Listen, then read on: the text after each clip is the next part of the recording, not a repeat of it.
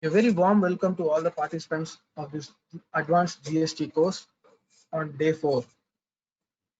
Today we are going to cover the resolved and unresolved issues relating to reversals, transfers and restriction of input tax credit, and also place of supply in case of domestic transaction. So with regard to first session, we are going to cover the resolved and unresolved issues in reversal, transfer, restriction of input tax credit, analysis of landmark decision, both in GST regime and S12 regime.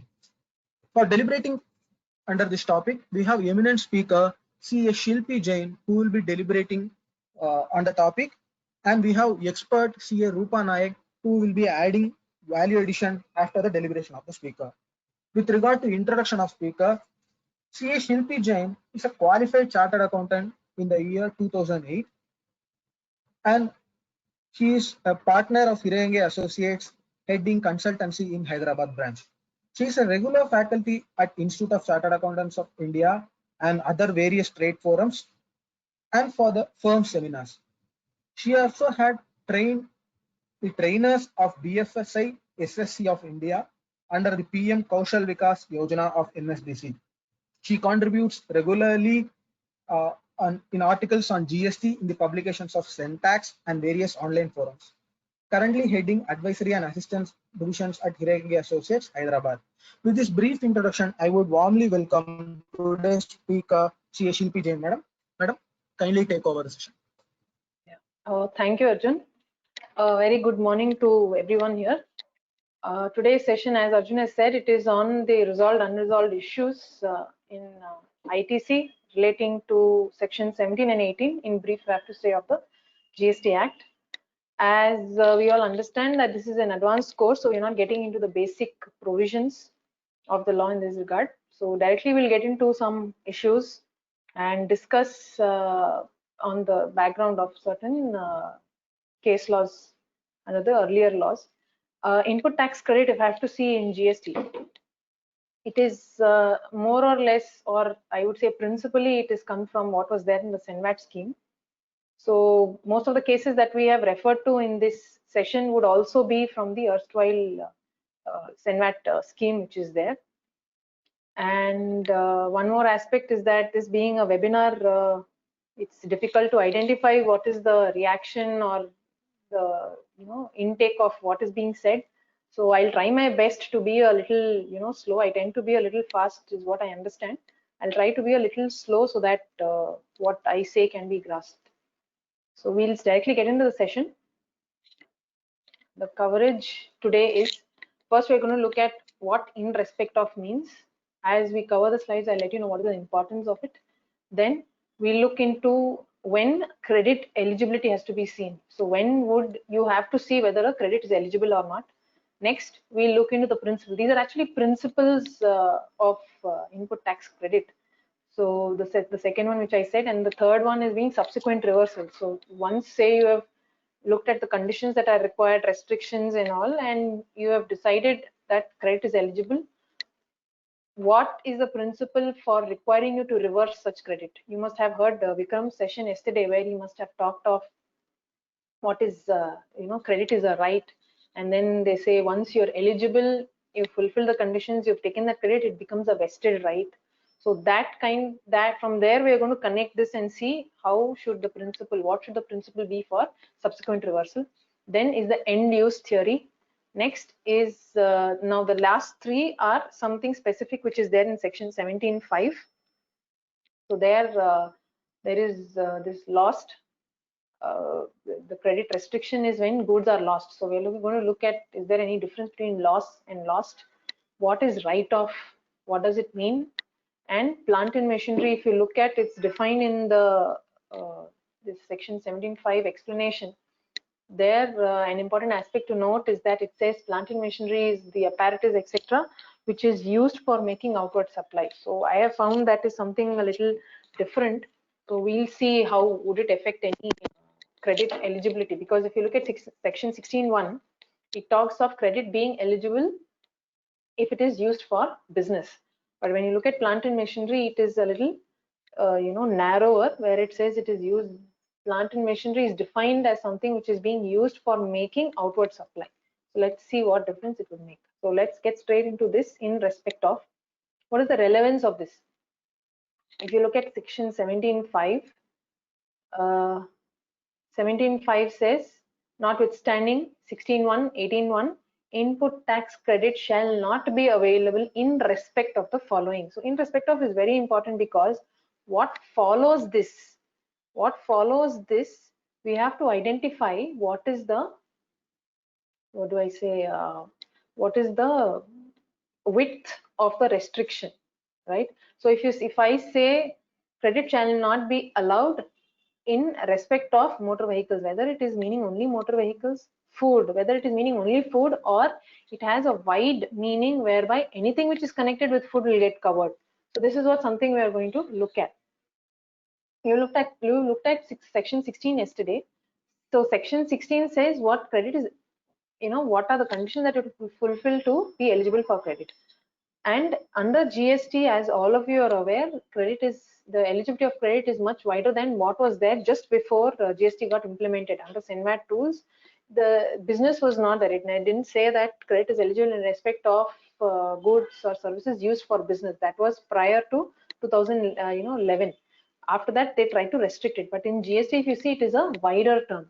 So credit is generally applicable on everything that you're using for business. But restriction is here, that is the blocking is here, 17.5. So it is very important for us to understand what is getting restricted, so that we don't miss out on anything which is eligible thinking that it is not eligible, or we don't take something which is not eligible, that is which is blocked. So this is very important aspect. So in respect of, we look at some decisions. So see, I would request one thing, don't get into the text of the slide. What I will do is, I will try and highlight the portions that I'm talking about, because generally these things tend to be a lot of text.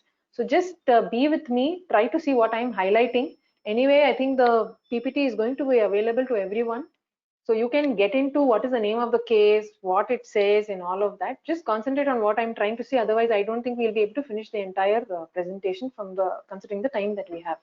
So first is in these three cases that you're looking at, Vijay Chand and certain high courts, and also in the Canadian Supreme Court in NAYAK, in the case of NAYAK, what have they held is, it is a very wide term. It could mean something being connected with. They say it is of wide connotation and compass. It is of, it can be construed to be of the widest sense. It could mean in connection with, right? With reference to, in relation to. In this regard, if I take in connection with, and if I match it, if I put it here, okay, so input tax credit shall not be available in connection with, if I say in connection with motor vehicles, in connection with food, can it mean that it covers a wide, wide number of aspects here? Anything connected with food, anything connected with motor vehicles, can it be said to mean so? So these three cases, they have interpreted and said in respect of could mean something like this, something of a wide connotation.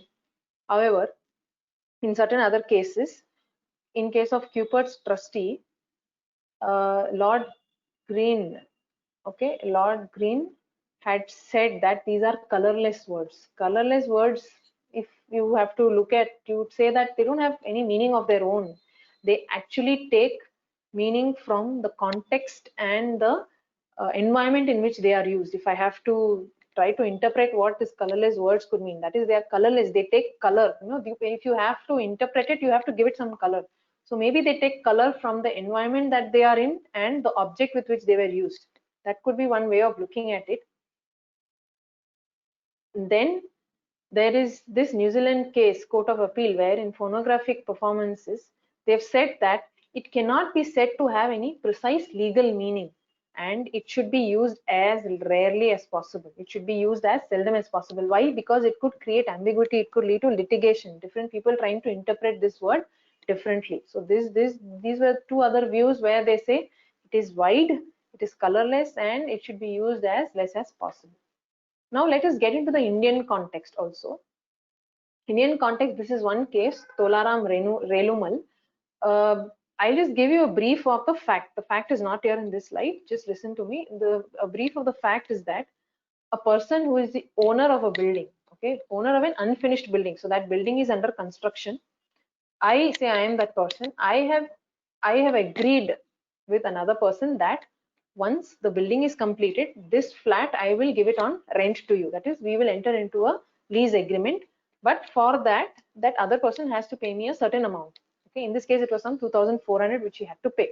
So what was this amount 2,400 which was paid?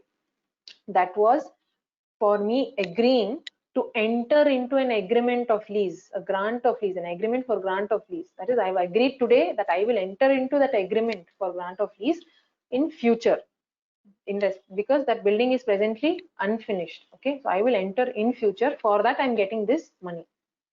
Now, these were the facts.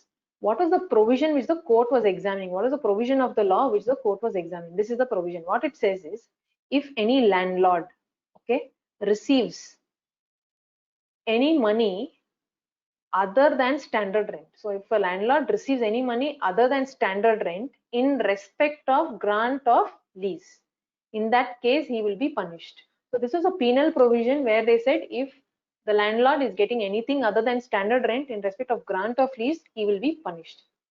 So before we get into what Supreme Court held, the High Court held in this case that here, if you look at, it says in respect of any money other than standard rent in respect of grant of lease. So the High Court held that this in respect of is very wide. It can even cover this 2,400 because this 2,400 which I have received is, I cannot say that it is unconnected with the grant of lease. This is what the High Court held, and they said thereby the landlord is going to be liable for this penalty. This went on an appeal, and the Supreme Court, what it held was, the Supreme Court held that in this provision, if you say, it says any amount received in respect of grant of lease. So the Supreme Court said the lease itself is not in existence. The building itself is not in existence. So this provision does not get attracted. You cannot take such a wide connotation to bring it into this clause. They say lease never came into existence, and Supreme Court also said if the intention of the legislature was to tax in these situations, that is where a lease has not come and have agreed to enter into a lease subsequently, then the provision itself should have been worded differently. So they said the provision should have worded as like this: in respect of lease or an agreement of lease of the premises, in respect of the lease or an agreement of lease. So this 2,400 which I have received, I can say is in respect of an agreement of lease, which I may be going to enter into future. But if you say in respect of lease, that means the lease should have come into existence. So the Supreme Court said that the legislature never intended to include all these aspects. If it intended, it would have had words like these, right? One more finding what the Supreme Court has given is that for penal provisions, if there are two possible interpretations, right, then the court must lean towards that construction which is exempting the person from penalty, and the court should not stretch the meaning of the expression to such an extent which will defeat the intent of the legislature, right? So in this case, if you see, in respect of, in the earlier slides when we saw, it has said that it is having a wide meaning, but in this case, if you see, the court has looked into the intention of the legislature, has also looked in the environment in which that phrase is used. The environment in this case is actually a penal provision. It's a penalty provision, and thereby they said if two constructions are possible, you get into something which will exempt the person from paying that penalty. So here is a case where you see that phrase is interpreted based on the object and the environment in which it is used, right?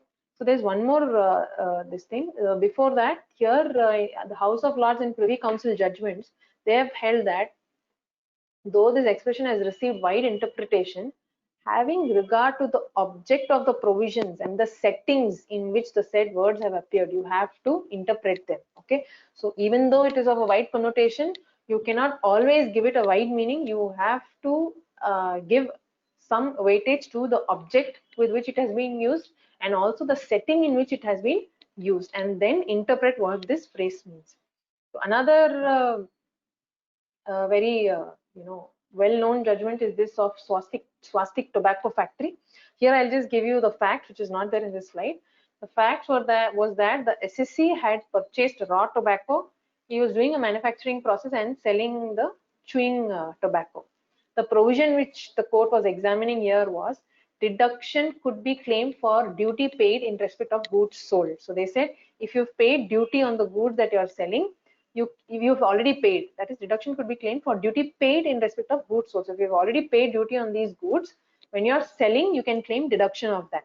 What the SSC did is, the SSC tried to take shelter of this in respect of, and it said it's of a wide connotation.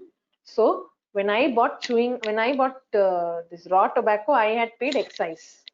When I'm selling chewing tobacco, I should be able to take a deduction of that tax or duty that I have paid on raw tobacco, because in respect of is a wide term. In respect of can be, interpreted as in connection with goods sold. So I'm in connection with goods sold, meaning this chewing tobacco. Raw tobacco is something connected with this chewing tobacco. So whatever I have paid on raw tobacco, I should be able to get deduction of this. But the court held that the object, what was the object of this deduction? The object of this deduction was to avoid payment of tax in respect of same goods. Okay, so even though here it doesn't say in respect of such goods or anything of that sort, they said still here the intention of giving this deduction is to ensure that 2 times taxes are not paid on the same goods. This concession could not have any relevance if the goods subjected to duty, that is when it is sold. In this case, the chewing tobacco which is sold is different from the goods. The goods subjected to excise duty was raw tobacco, were different from the goods sold, that is chewing tobacco. So here they said you cannot give it a wide meaning and take deduction of the tax that you've paid on your inputs, that is the raw tobacco. So here also they've actually interpreted to say it has to be read as on. Okay, so in respect of, in this case, the court said it has to be read as on goods sold. So the deduction was not eligible. So this is a background in which you've seen. So here also, if you look at, they are looking at the object and the context in which it is used, and they've interpreted that in respect of cannot be very wide, it has to be read as on. So now let us connect this to GST. Okay, present GST which is there. So they say look at object. So that was this tobacco car thing. Here in GST, in respect of, if you look at, we looked at it used in 17.5, which is a ITC related provisions. What is the object of the GST Act? If you look into the statement of objects and reasons where the GST Act was enacted, it is very clear that they have enacted GST to remove the cascading effect of taxes. So you have to look at the object. The object is to make available credit as much as possible. So that is one reason where we can say that in respect of, in the GST context, cannot be very wide, because it is going against the object, because it is used in 17.5. 17.5 is a blocking provision where you cannot give the widest meaning to in respect of. If you do that, what will happen? There will be a lot of credits which will get restricted. Say, if you say credit in respect of food, anything connected with food will get restricted. So you have your outdoor catering, or you're conducting some seminar, anything which could have any slightest connection with food also could get attracted, and the credit could get blocked, which we can say is not the objective of GST, because it is being enacted to remove the cascading effect of taxes. So if credit is blocked, then there will be again tax on tax. Tax gets included in the cost. Another aspect is food. If you look at, there is a restriction on food and beverages. If you look at section 17.5, why was not restaurants?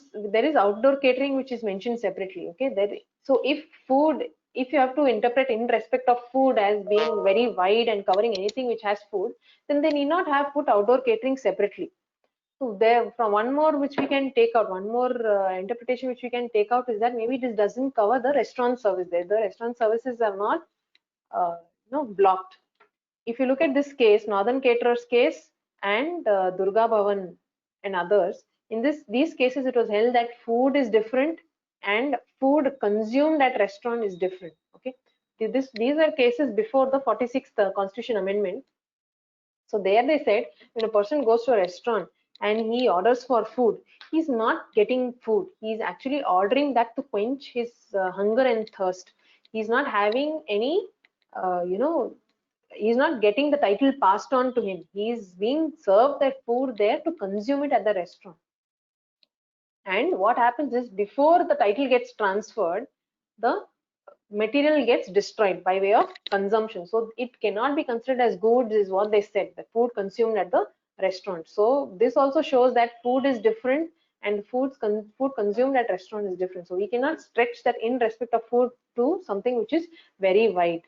And also one more reason being that if you look at motor vehicles and the amendments that have happened in section 17.5, subsequently what they did is, after I think in Feb 18 or 19, they've amended 17.5 to include specifically insurance, repairs, leasing, renting of motor vehicles. Earlier it was not there.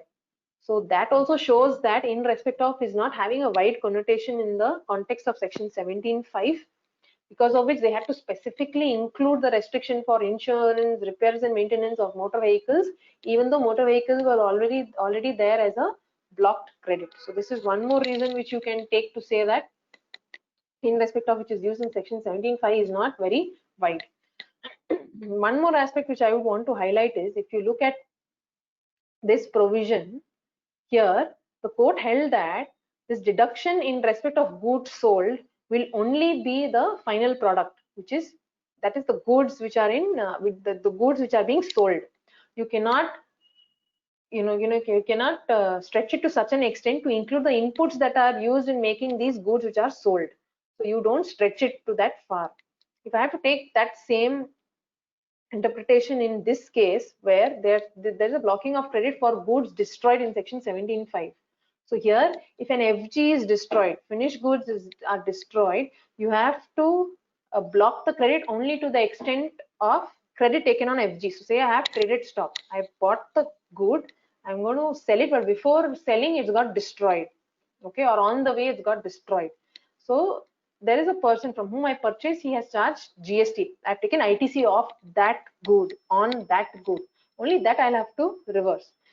But if I have manufactured FG, okay, so when goods are getting destroyed, they cannot stretch the meaning of in respect of to include the tax that I have, the credit that I've taken on the input services that I've used in making these, in manufacturing these goods. So this is one more thing which we can take from this in respect of that we try to interpret. Okay, so if I have to just summarize it in 2 lines, in respect of in the context of 17.5 cannot be considered to be very wide, of very wide meaning, because the object of the GST implementation is to remove the cascading effect of taxes. So in respect of it is used as a wide term, then it will lead to blocking of credit, which is against the legislative intent, and also the other outdoor catering being mentioned separately, motor vehicles related amendments being done in section 17.5. all these also go on to show that in respect of cannot be a very wide term. So the next we are looking at when credit eligibility is to be seen. Why is this important? Say today you purchase some goods. When do you have to see whether you're eligible for credit? Say you have today you are manufacturing, you've bought some goods. Today your business is only taxable supplies, but something has happened and you're not able to use these goods. Subsequently, you've changed your business model, and what you're manufacturing and selling or what you're supplying is actually exempt, and this input which is there in your stock is getting used in making this exempt goods. Does it mean that you have to reverse the credit? So this shows that we need to answer, when should I look at credit eligibility? Is it that I have to track the input until it gets used and supplied to see whether I'm eligible for credit? This is a question that needs to be answered. That is why we're looking at this question. Okay, so first, if you look at Spenta, in that case, and also in Grasim Industries, what was it? That it was something relating to capital goods, where these are all under the earlier law, the semi credit context. So there it was held that the situation was something like this. Today they had got the capital goods, and it was the goods that were being manufactured by using these capital goods were exempt, so they were not eligible for credit. Subsequently, say 1 year later, the goods became taxable. So the question was whether the SSC would be eligible to take credit, because now he is going to use it for making manufacturing taxable goods. The courts held no. The credit eligibility has to be seen on the date you receive the goods or the services. In GRASM, if you say, it says you have to look at eligibility on the date of receipt and not even on the date of installation. So you got it today, 2 months later, it's a bulky machinery. 2 months later, the installation gets done and you're ready to use it. Courts have held not even on the date of installation, you have to see on the date of receipt of the goods. This is a principle which has been laid down by the courts. TAFE, Tractor and Farm Equipment Limited. In this case, what the court held was, there's no correlation that is required between the raw material and the final product. That is in the context of ITC. Say today you've purchased some goods or you may procured some services, you've taken some credit. This credit actually goes into a common pool. Okay, you don't have to make a one-to-one correlation. So it becomes a common pool. That credit you can use it either for the same product which is being manufactured or any other product that may be manufactured. So in the earlier context, if you look at, I would have say I had a manufacturing business and a service business as well. So I would have purchased raw materials today for my manufacturing business, and there's a billing which has happened in services. Okay, my service wing. So I can use the credit of these inputs that I have purchased for my manufacturing business into this, provided it's it's one registration which you are talking of.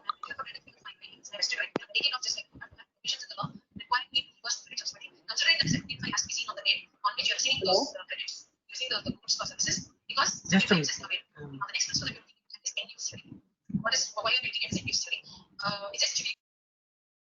Just a minute. Is it okay now? Issue? Yeah. Yeah. ROOPA madam joined, so there was a technical issue. Okay. Now you can continue. Yeah. So here, if you see, when you get the credit, that is when you buy, when you procure something and you've taken the credit, you've availed the credit, it all goes into a common pool. There is no correlation required between what you've procured and for what you're using. That is what they're trying to say, is when there is no correlation required between raw material and the final product. Okay. Validly taken credit need not be read. So they say the day that you've taken the credit is the valid credit. You don't have to look beyond it, where you're using, how you're using. Finally, that product gets exempt. Today you look at your intention and you take the credit, is what they say. Also in the case of Daiichi KATARIYA, if you look at, it's almost similar to what was held there. It says the manufacturer obtains credit of the duty paid on raw materials the day he procures itself, and he gets it immediately. They say he gets it immediately, and it cannot be required to reverse except when it is illegally taken or irregularly taken. Okay, and therefore they have held that credit is indefeasible. So once it is indefeasible, it becomes your vested right. Then subsequent events might not affect, is what they say. So the credit may be taken against the excise duty on final products manufactured on the very day it becomes available. So the day you have procured your input services, capital goods, look at the eligibility of credit, go to section 16.1, where they say if you intend to use it or intend to use it for business, you're eligible for credit. And 17.1 and 17.2 also read with 42-43. If you see, they also, everything is looked at monthly basis. Monthly revenue is looked at, reversal is supposed to be done, then a final yearly reversal is supposed to be done. There's nothing that is asking you to look beyond that period. So that becomes your vested right and you are able to take the credit.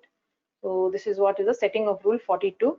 So rule 42 also says credit involved. If you look at rule 42, it says credit involved in a tax period. So it says tax period, the tax period in which you are receiving, you look at the eligibility of credit.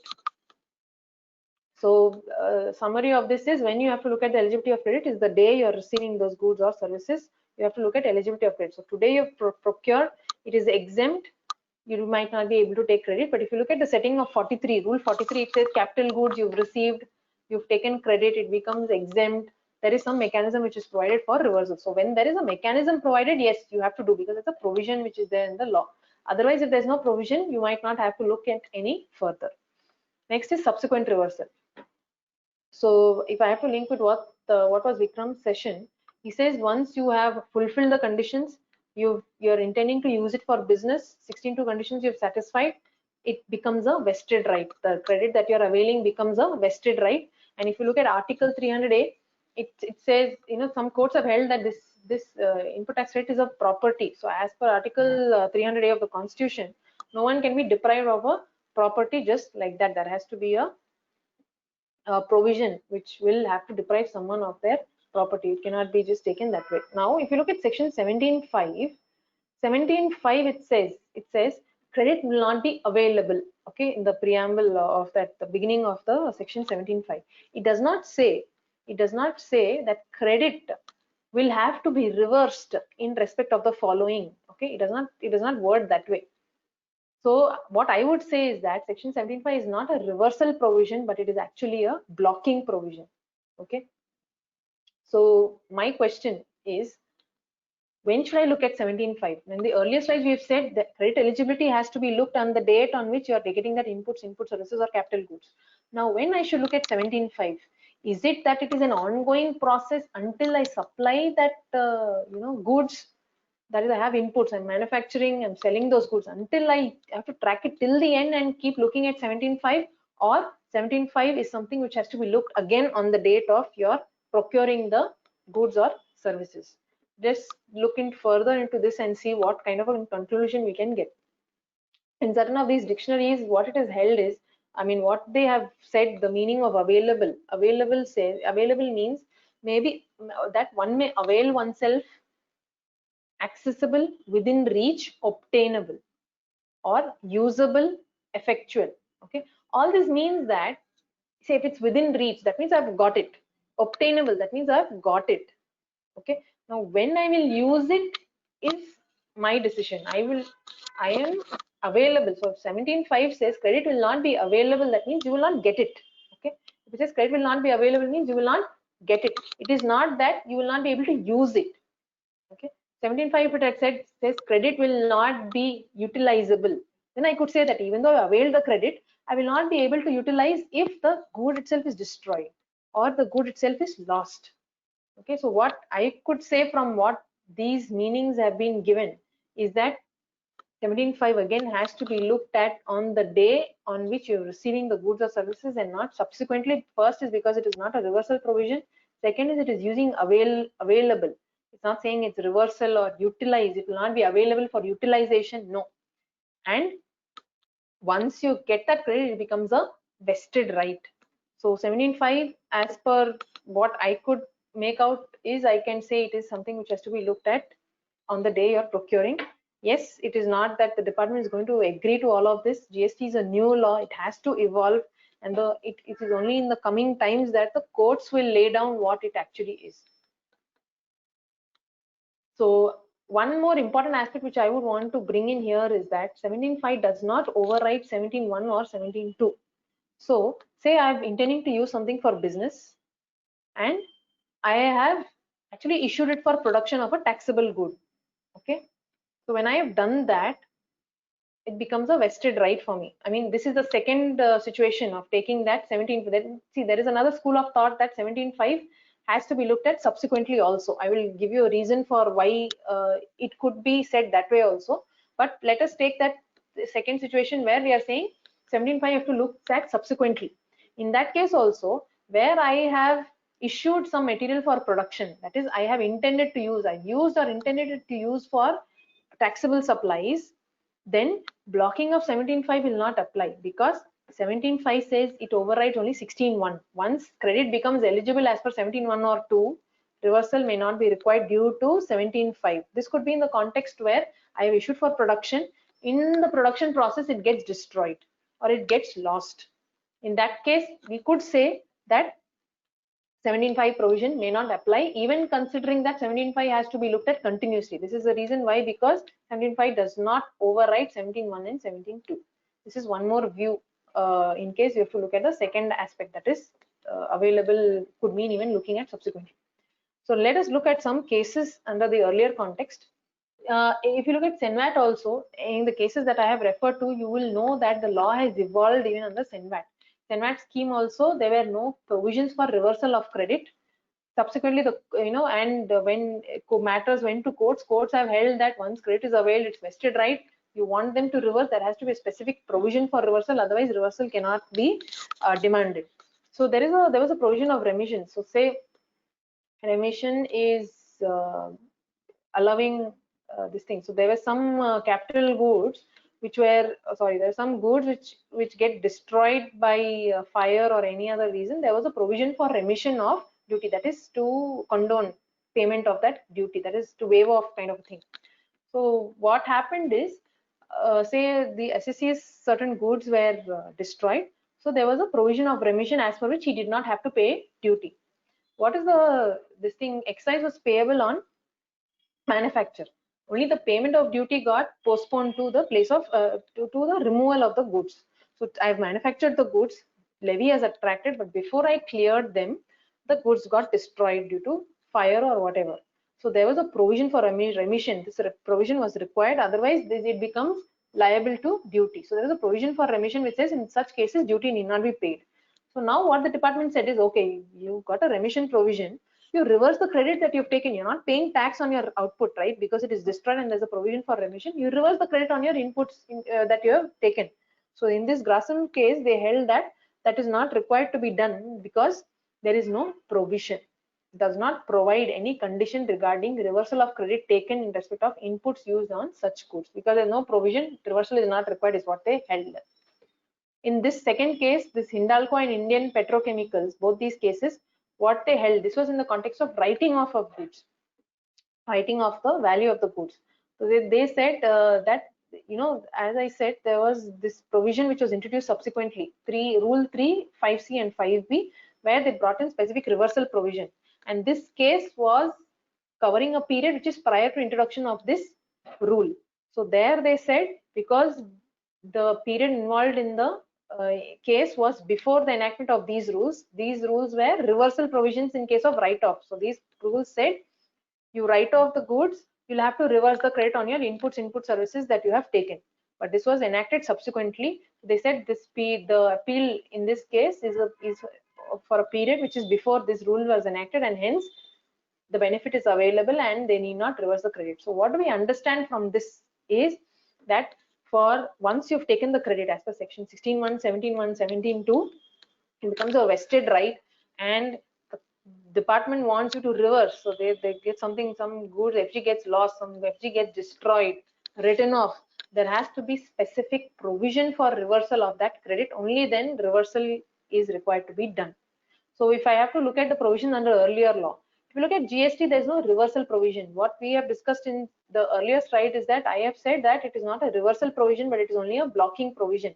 In such case, we can see that GST does not have any reversal provision except this 18.4, which I have seen, where it says you have to, the person shall pay an amount equal to so and so whatever inputs, capital goods, at 5 percentage points and all of that when he opts to pay tax under composition scheme. So he's under regular scheme, he's opting to pay under composition scheme, he has to pay a certain amount of credit, pay a certain amount of tax. Actually, they don't say you have to reverse, they say you pay an amount equivalent to the credit on capital goods that you have availed after taking that 5 percentage point deduction and all of that. So there also they are not said. So this is a manner of reversal. Paying an amount is a manner of reversal, but it is like a levy is what I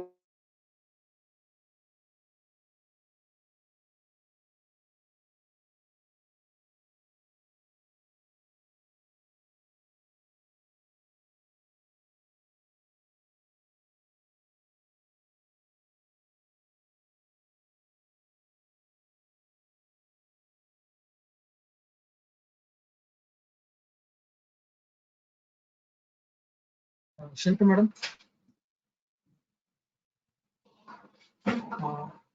we lost your audio connection. We couldn't able to hear you. Yeah, okay. Now it is audible. Yeah. So okay, sorry. So from the slide, you need to start. Now, last 2 minutes we couldn't able to hear you. Oh, okay.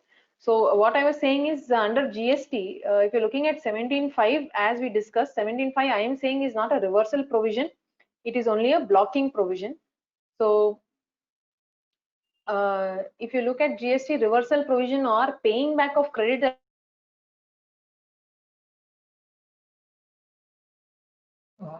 Madam, once again we lost your audio. Can you switch off your video and continue, madam, so that the quality of audio will be good? I'll do that.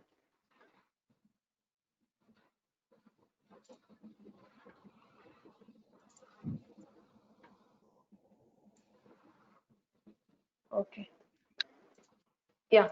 So Yeah. the reversal, the paying back of the credit is required when you are moving from normal scheme to composition scheme. Under GST, there is a provision 18.4, and again in 18.4 it says when you are manufacturing or you're supplying some goods which subsequently becomes fully exempt, you have to pay a certain amount of tax.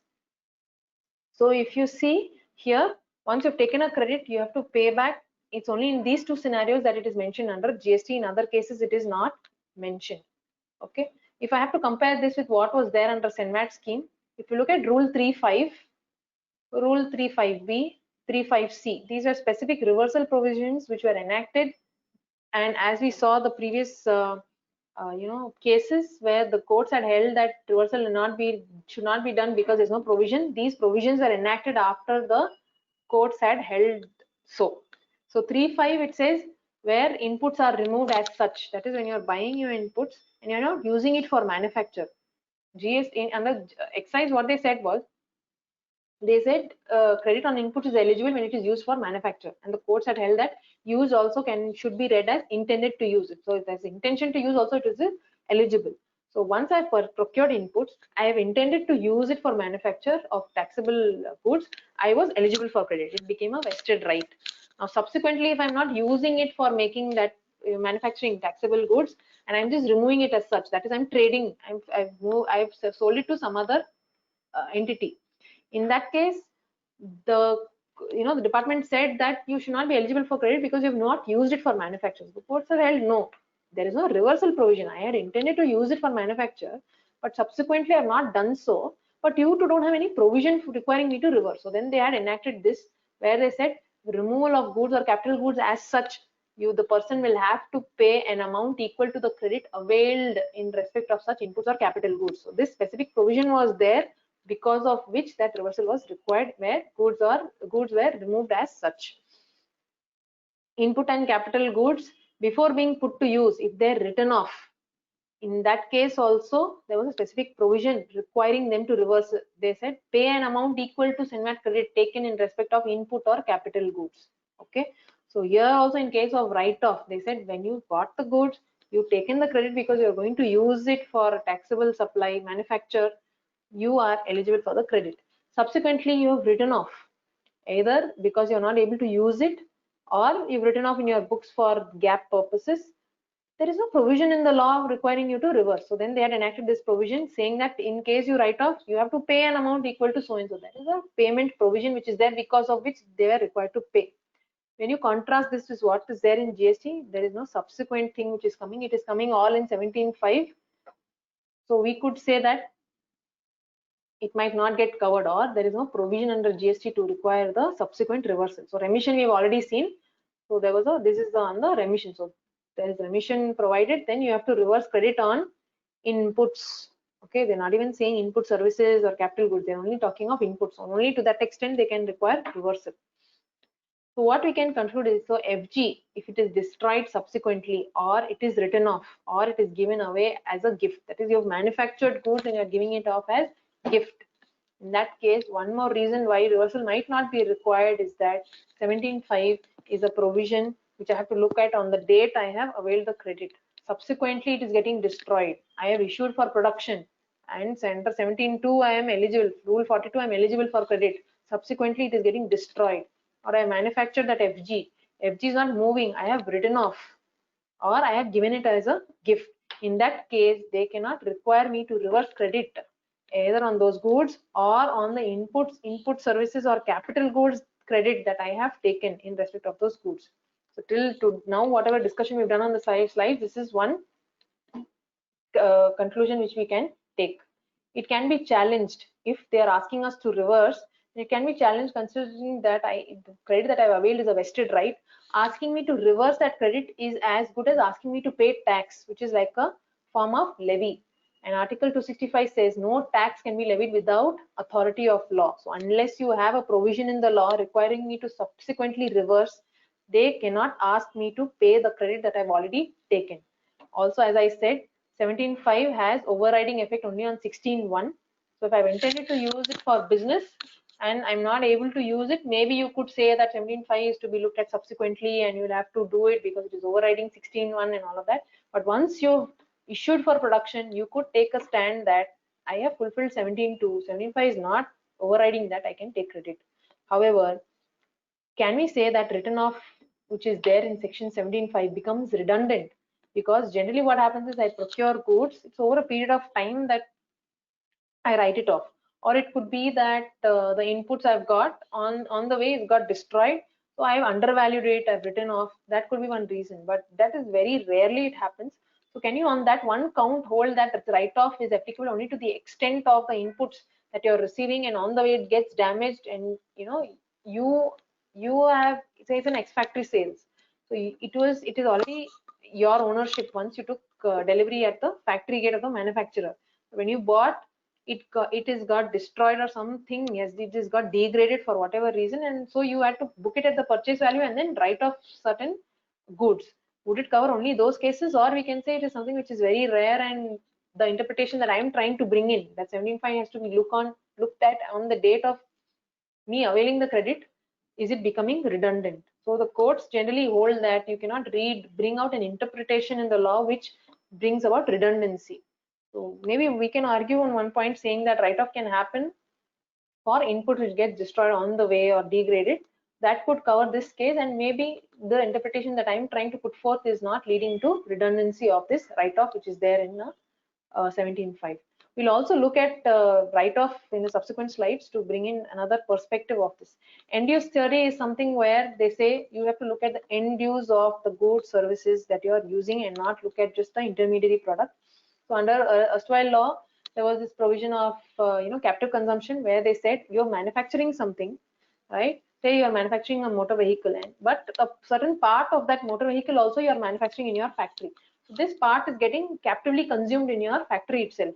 There is an exemption available for this part which is being manufactured, because excise was on manufacture. Once I manufacture the part of that motor vehicles, levy is attracted. Whether I'm selling it, removing it or not, doesn't matter. Once I manufactured that part, it was excisable. So they give an exemption for this product, because once it is going to be incorporated in a taxable good and then cleared on payment of tax, there's no requirement to pay tax on that captively consumed good. So what the department said is, the inputs that you've used in manufacturing this part which is exempt, you should reverse the credit. You're not being eligible because it's an exempt product. So in that case, the court said you look at the end use. Even though it's manufactured here, it is exempt. End use is that it is being used in a dutiable product, so you allow in the credit. That was what was held in these two cases. So in this case, what you have to keep in mind that the intermediate product was manufactured and it was exempt, so that levy attracted and it was exempt. Even in that case, the courts have held that you have to look at end use. Okay, I will see how you will apply it in the GST context. So I'll just straight get into these scenarios which I've mentioned here. So mentioned here is saying, say this third scenario we look into residential dwelling. Say there is a factory and they have a residential units they have near residential colonies, they'll have near those factories which are located in remote places where the employees will stay. Say the company actually recovers a certain amount from the employee for this residential accommodation which it is giving. So what the department could say is that the expenses that the company is incurring at the residential colony is all towards making this exempt supply of providing residential dwelling for use of residents. Hence, no credit should be eligible. But considering this end use theory that we have looked at in those two cases, we can say that don't look at the intermediate supply. That is, this is between an employer-employee. Even if the employer doesn't collect any money, recover any money from the employee for providing the residential dwelling, the department will say it is a supply as per Schedule 1. So it is an exempt supply that you're providing. So you're not eligible for credit. But we can take a stand that you have to look at the end use. Even though this is a supply, like how it was in manufacture, even though the part was manufactured, levy attracted and it was exempt, here, even though it is a supply, residential dwelling given for residents is exempt. Please look at the end use. End use is why I'm giving him all of this, because my manufacturing, my business should not get affected, and my business is a taxable business, so I should be eligible for credit. Okay. Another example, if you look at this first one, sale of a part of a business. Say you have diversified business and one independent part of your business you are trying to sell, you have sold. It's a slump sale. Slump sale, they say sale of a going concern is exempt under GST. But if you actually look at, even if you take that theory that it is exempt, But one thing what I could say is it is not even a supply, because it is not it does not fall under the definition of business. Business, if you look at, it says supply of or acquisition of goods, including business is defined in 217 D, clause D for dog, says supply or acquisition of goods, including capital goods and services, in connection with commencement or closure of business. So here, when I'm selling a part of my business, it is not commencement or closure of any of my business, right? My business is going to continue. I'm just hiving off a certain division. So as per me, I won't even call it a supply. If even you consider it as a supply and you treat it as an exempt supply, even in that case, what we could say is that it is for a bigger picture. I'm hiving off a division which is going to bring in efficiencies in my business. So look at the bigger picture, look at the end use, which is for a taxable business, that this activity that I'm taking. So any expense that you're incurring for sale of a part of a business also should be eligible. Other examples could be electricity, which is generated, though electricity is exempt. It is captively used for taxable products. You can say this thing is eligible. So this was about the end use theory. So end use you can summarize this. Don't look at the intermediate consumption or supply. Look at the end use of it to determine the eligibility of the credit. Next is loss versus lost. If I was trying to see that there are loss. What I was thinking is loss could be something like process loss, handling loss, normal loss. Lost, what I thought was something which you lose. It gets lost. It's not that it is something which is known. It just gets lost for whatever reason. But when you look at the Blacklaw's dictionary, and this case, East and West Steamship versus S.K. Ramalingam Chettiar, the conclusion that comes out is loss and lost are something which are very similar. Now, one aspect I want to bring out is that in the earlier regime, as I already told, credit on inputs were eligible if they were used in relation to manufacture. Okay. Whereas under GST, if you see, it says intended to be used. Okay, in 16.1 it says it is used for business, and 17.1 and 17.2 read with 42-43 says you're not eligible only if you intend to use it for exclusive exempt supplies. Otherwise, you're eligible or proportionately eligible. So these two principles you keep in mind. We'll discuss in the next slide by connecting those. So in multi-metals, in case of multi-metals under the earlier regime excise, what they said was normal loss, manufacturing loss will not lead to reversal of credit because the material is used in manufacture, though it is not reflected in the final product. That is, there is no correlation required that I've used 1,000 ton of materials, I have to get 1,000 ton of the FG. No, it says you have to use it for manufacture. Once I've used it for manufacture and the loss is normal manufacture loss, I should be eligible for credit. In the case of IPF VIKRAM India Limited, there was a repacking which was done of the goods, and during that repacking, some goods were going waste. That is, it was getting, spilling and all of that stuff. So they said repacking of bulk detergent powder into smaller containers amount to manufacture. Credit on inputs gone waste during the process of manufacture is not deniable because it is used in manufacture. You cannot deny the credit. I have fulfilled the condition is what they say. In similar cases, these which I have put in, they have held that evaporation, handling of materials, in transit loss, all of these cases credit cannot be denied because they are all being used for manufacture, and it is something which is normal and cannot be, it's inevitable. So credit available in inputs are damaged during manufacture. So this is one more important aspect. What was held earlier in Timex watches was that there are inputs I've kept in stores, subsequently I've issued it for production, and then it gets damaged. I will be eligible for credit because I've used it for manufacture. Once I've issued for production, I've used it for manufacture. But if they are in the stores itself and they get destroyed, then credit may not be eligible because it is not used for manufacture. So that was in the excise context because there credit was eligible on using it for manufacture. But in GST, if you look at, credit is eligible once it is used for business. So even I've taken it in my stores, can I say that I'm intended to use it for business? I'm eligible for credit. That is one more aspect. So in GST, it is used for business. Receipt and business use is what is important. Normal or other loss before or after issue for production, I should be eligible for credit because I have fulfilled the condition of using it for business. Write-off, if you look at what was the provision under erstwhile law, before that, loss versus loss. So even in the GST context, we can say normal loss eligible for credit. During the production process, anything is getting loss. There is any loss, even in that case I should be eligible for credit, because 17.1, 17.2, if I look at, once I've issued for production, I've used or intended to use it for taxable supplies. 17.5 does not override, so I should be eligible for the credit. Okay. Next is the write-off provision. Write-off in the earlier law, Rule 3.5b, if you read, there are two clauses which are there. It says Senate credit has been taken is the inputs and capital goods, they say, on which Senate credit is taken is written off, or where any provision to write off has been made in the books of accounts. So these two are different aspects. If you look at it, not just left it at written off. They've said there is any provision made to write off in the books, or where it is written off, then the person shall pay an amount equal to SENVAT, whatever. And there was also a provision saying once it is subsequently used, that person will be entitled to take credit of the amount which he had paid earlier. Okay, but in GST, if you see, that provision is not there. They've not said that you've written off, subsequently you're using it, you can take the credit. What is write-off? Say that write-off can be on different aspects.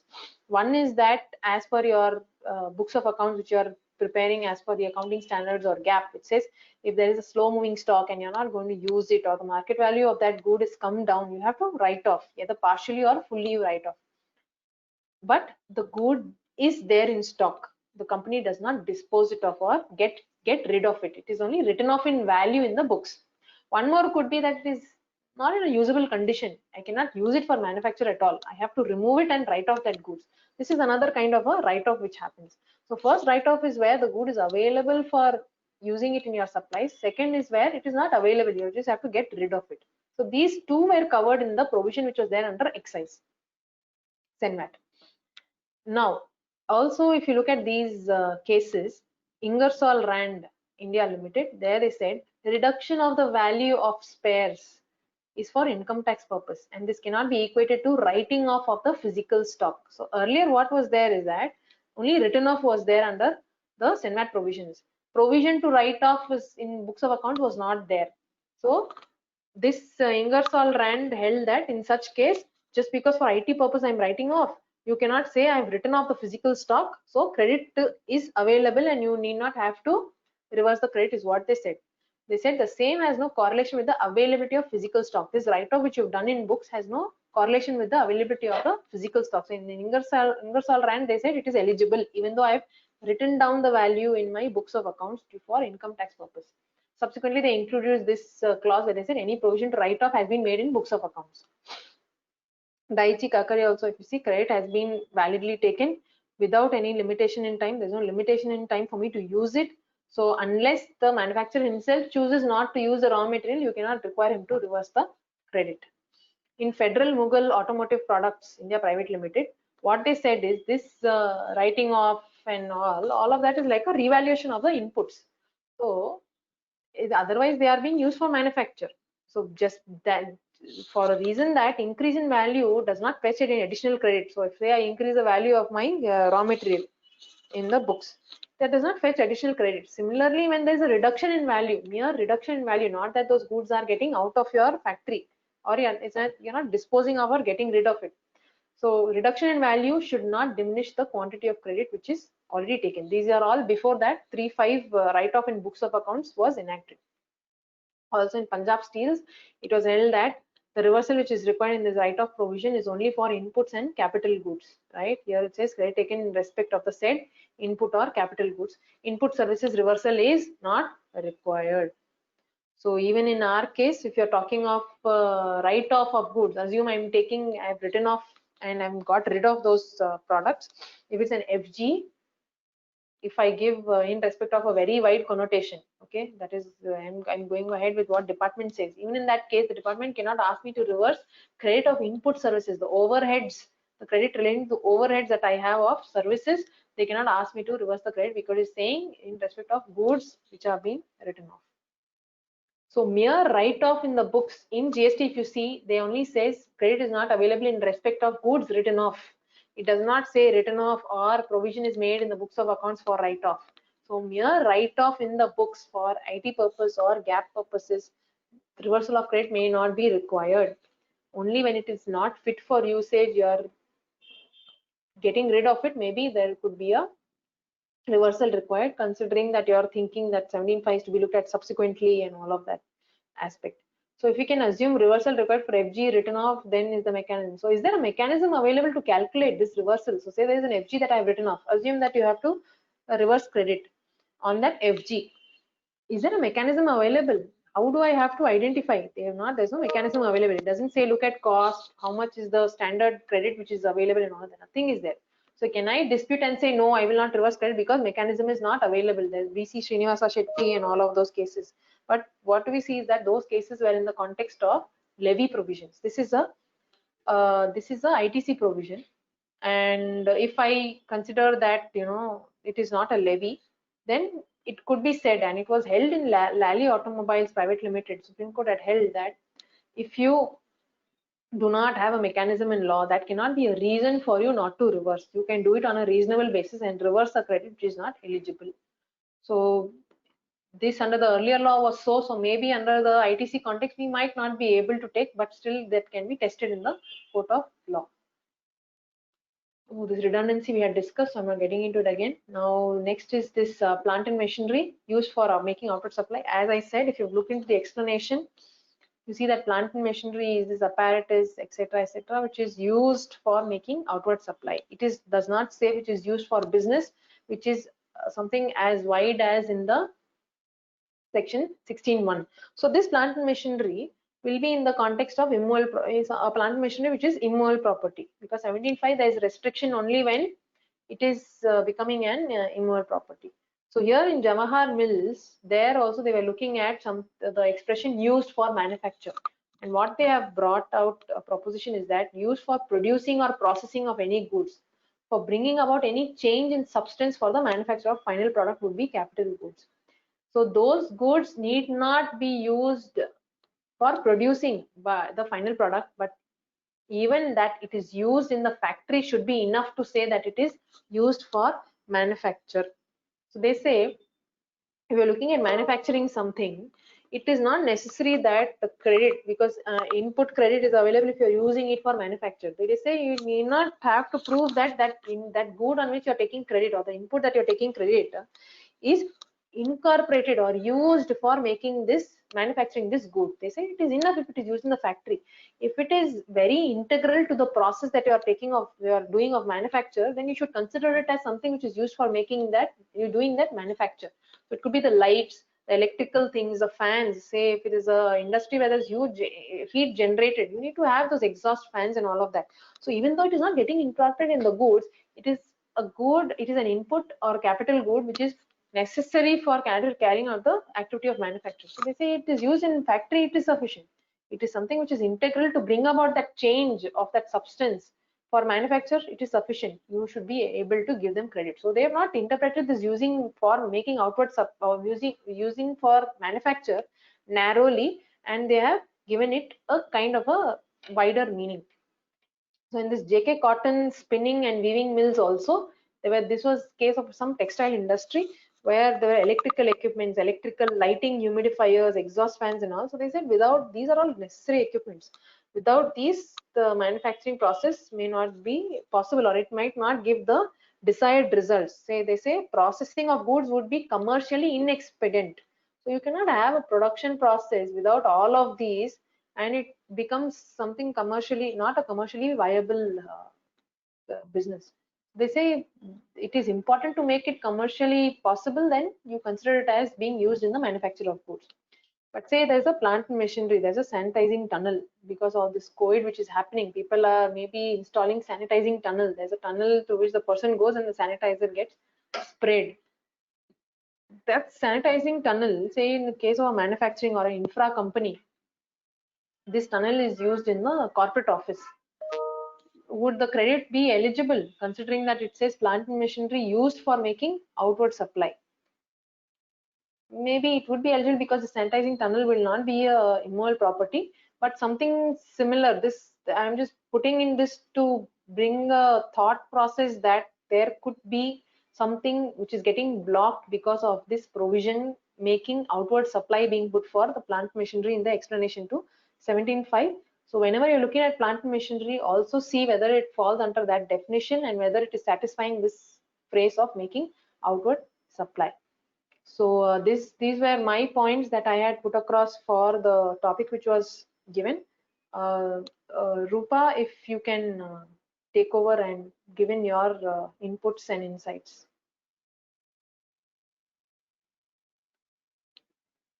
Yes, madam. Thank you, Shilpi madam, for your elaborate deliberation.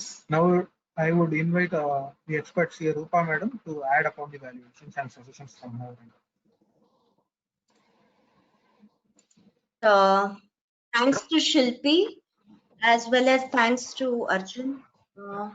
I have listened to the entire coverage which has been given by Shilpi, and as we have seen, she has very much in detail covered the aspects which are there in section 17 as well as section 18, with specific emphasis on the very, very important erstwhile decisions and how they are relevant in the GST context.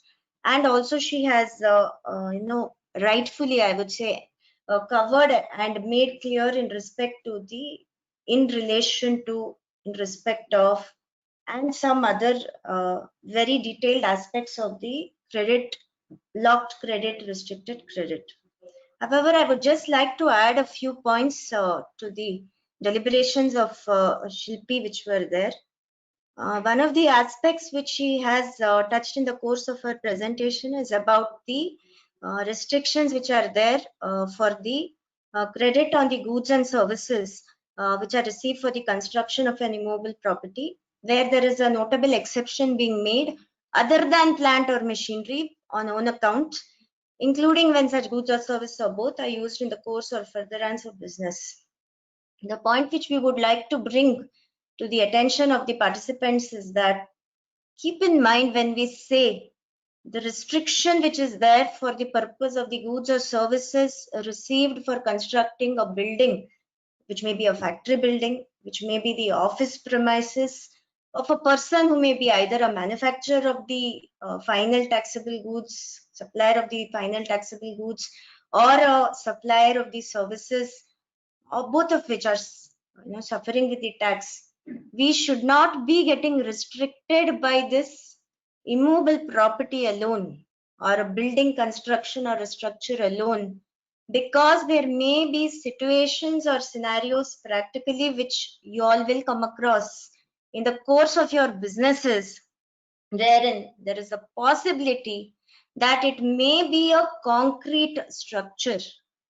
It may be in the first glance perceived to be a something which may be a structural, but on closer examination, you may very well realize it may be covered in the exception as a plant or machinery.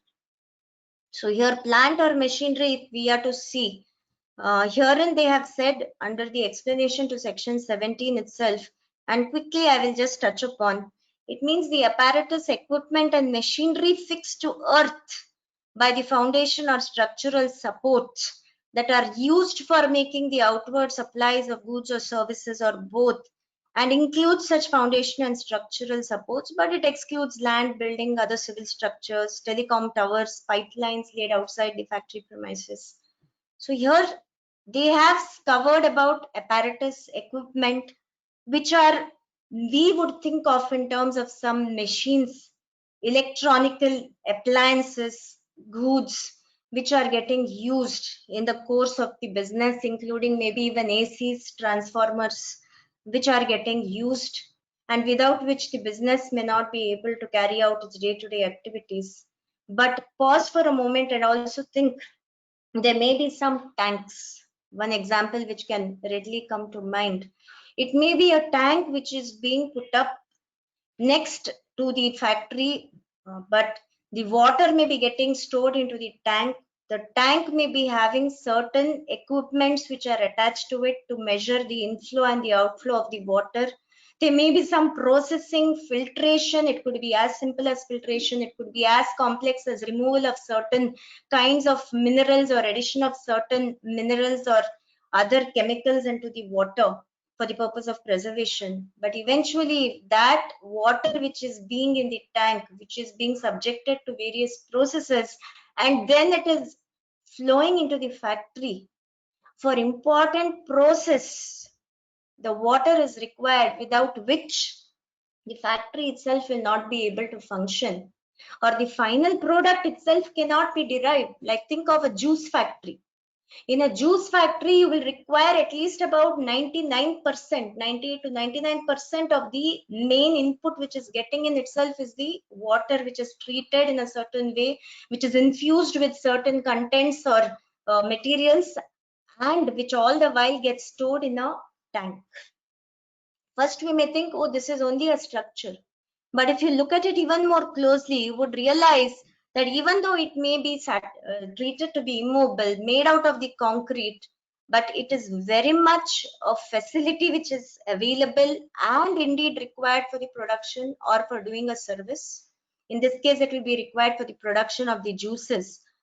So it can very well be understood to be a plant. And therein the credit pertaining to that also may be available. And in several cases, let me tell you, it will not be 1 or 2 crores. It will be running into crores together. This one example which I just gave you, therein this plant was nothing less than worth 10 to 12 crores. And the credit involvement consequently in that was close to 2 crores. And if it just left it off telling that, oh, this is having concrete parts and concrete structurals also substantially being involved, then they would have missed out on a major portion of their ITC. So this is one of the points. For any further study of this aspect, I would say there are a lot of income tax decisions which are there in cases such as RC Chemical Industries, such as a very famous case of Dr. B. Venkata Rao, wherein they held in the case of an operation theater also in the hospital, it has been held to be a part of the plant and not a part of a building. And therein they said, operation theater in a hospital building is not simply a concrete structure, but necessarily a part for running of the hospital. And SSC is entitled. That, of course, was a case of depreciation, which is applicable to plant and machinery for income tax. But another similar case which comes to mind is of Karnataka Power Corporation. Again, Supreme Court held. Question whether a building can be treated as a plant is a question of fact. And where it is found factually that a building is so planned and constructed to serve the SSC's special technical requirements, then it will be qualified to treat as a plant. In the RC chemicals, which I first said, in the context it was said, in order for a building or a concrete structure to qualify for inclusion in term plant, it must be established. It is impossible to function without that particular type of structure. So if I have to summarize, when you all are looking at these kinds of constructions, even buildings, it may be a cold storage facility. First look, when you see it is nothing but a building which is there, but the building will be fitted with temperature regulatory equipments, appliances. Definitely credit is available. The AC will be there, the HVAC systems will be there. Credit is going to be very much available, though it is getting affixed into the building, though it may not be possible to remove it without substantial damage to those goods or the equipments which are fixed, but it's definitely falling into the plant machinery coverage, and this credit can be availed when it's used for an outward taxable supply. One more point, even in the building, there may be a possibility that there are some partitions which have been erected, but again, these partitions which are there may be easily movable or removable without any damage to it, and it can be removed, get out of the screws with which it has been fixed, and put it in a different place. Then I would say, why not? The credit should be available, because again, it is not even an immovable property. So where is the question of saying that the construction of an immovable property wherein it is meant for own use in the course or furtherance of business? So this credit also may be available. And one more important aspect, always look at the contract, because the contract may be getting entered as a single contract wherein it is telling putting up of the cold storage building along with all the appurtenant plans, this equipments, appliances for heat and cold regulation, storage, refrigerators, etc. But if you see clearly, there will be two distinct parts in these kinds of contracts. The one part will be relating to these equipments for which there is no doubt on the credit. It may be the AC, it may be the cooler, it may be the heating, cooling equipment, thermometers, other appliances. Let there be a separate agreement for that. Let that be independent of the contract for the building work. Again, within the building works also, if you look closely, there may be some parts which are easily removable or movable. For example, even a HVAC system, it will fall more into an equipment rather than part of the building. So let there be a separate contract, also separate invoicing for these as well. Then only the building works part will be left. That also it may be possible to claim a credit if it is a specially designed structure which is there, which has some fittings which have been put onto it, or certain shelves which have been attached to it, by which we can very well say it's no longer a civil structure, it's no longer a building work. It is falling into the category of a refrigerating or a storage plant, using which we are doing the taxable supplies. So like this, I would also suggest that please look closely at the different kinds of the expenses which are getting incurred, and do not be just looking at, okay, this may be considered as a building. Wherever amount involved is huge, kindly look in detail at the contract, facts, very, very important, documentation, and if you are taking the credit, ensure that you are able to justify based on the contract, the facts, documentation, and what is the reality on the ground. Okay. Arjun, with this, can we start taking the questions? Yes, madam. Yeah. Thank you, Rupa madam, for your value additions. Now we can head up towards Q&A session. Shilpi madam, I would read out the questions for your easy reference and you can answer the same. Is it okay, madam? Yeah, Arjun. Okay. Yeah. The first query, Please. a specific query from one of the participants, madam. So it's like, I have started excavation of my land for the purpose of construction of a commercial property. So I have taken the credit from 2017, July 2017, for excavation activities happening in my land. Yeah. So for 17-18 and 18-19, I have taken a credit of worth 20 lakhs, and in 19-20, I have taken a credit of 5 lakhs. Unfortunately, during 19-20, I have withdrawn the idea of constructing a commercial property, and I have sold the land after its excavation activity completed. So how to deal with the credit which I have availed from the previous financial years? Whether I need to reverse the entire 25 lakhs credit, or I just need to reverse only the 5 lakhs credit which I have availed in 1980. This is the query, match. Yeah. So going by the provisions which are there, and an extreme view which I am giving first is that from 1/4/19 only, the rule 42 was amended to add an explanation where they said any expense that you are incurring for the construction, which is falling under, say, that entry 5B of schedule 2, you consider it as common credit and you cannot take the entire credit. So it will be considered as common credit, and at the end of the project you're supposed to reverse. But when you are talking of a credit in 17-18, 18-19, when you had taken that credit, you had an intention to use it for taxable supplies.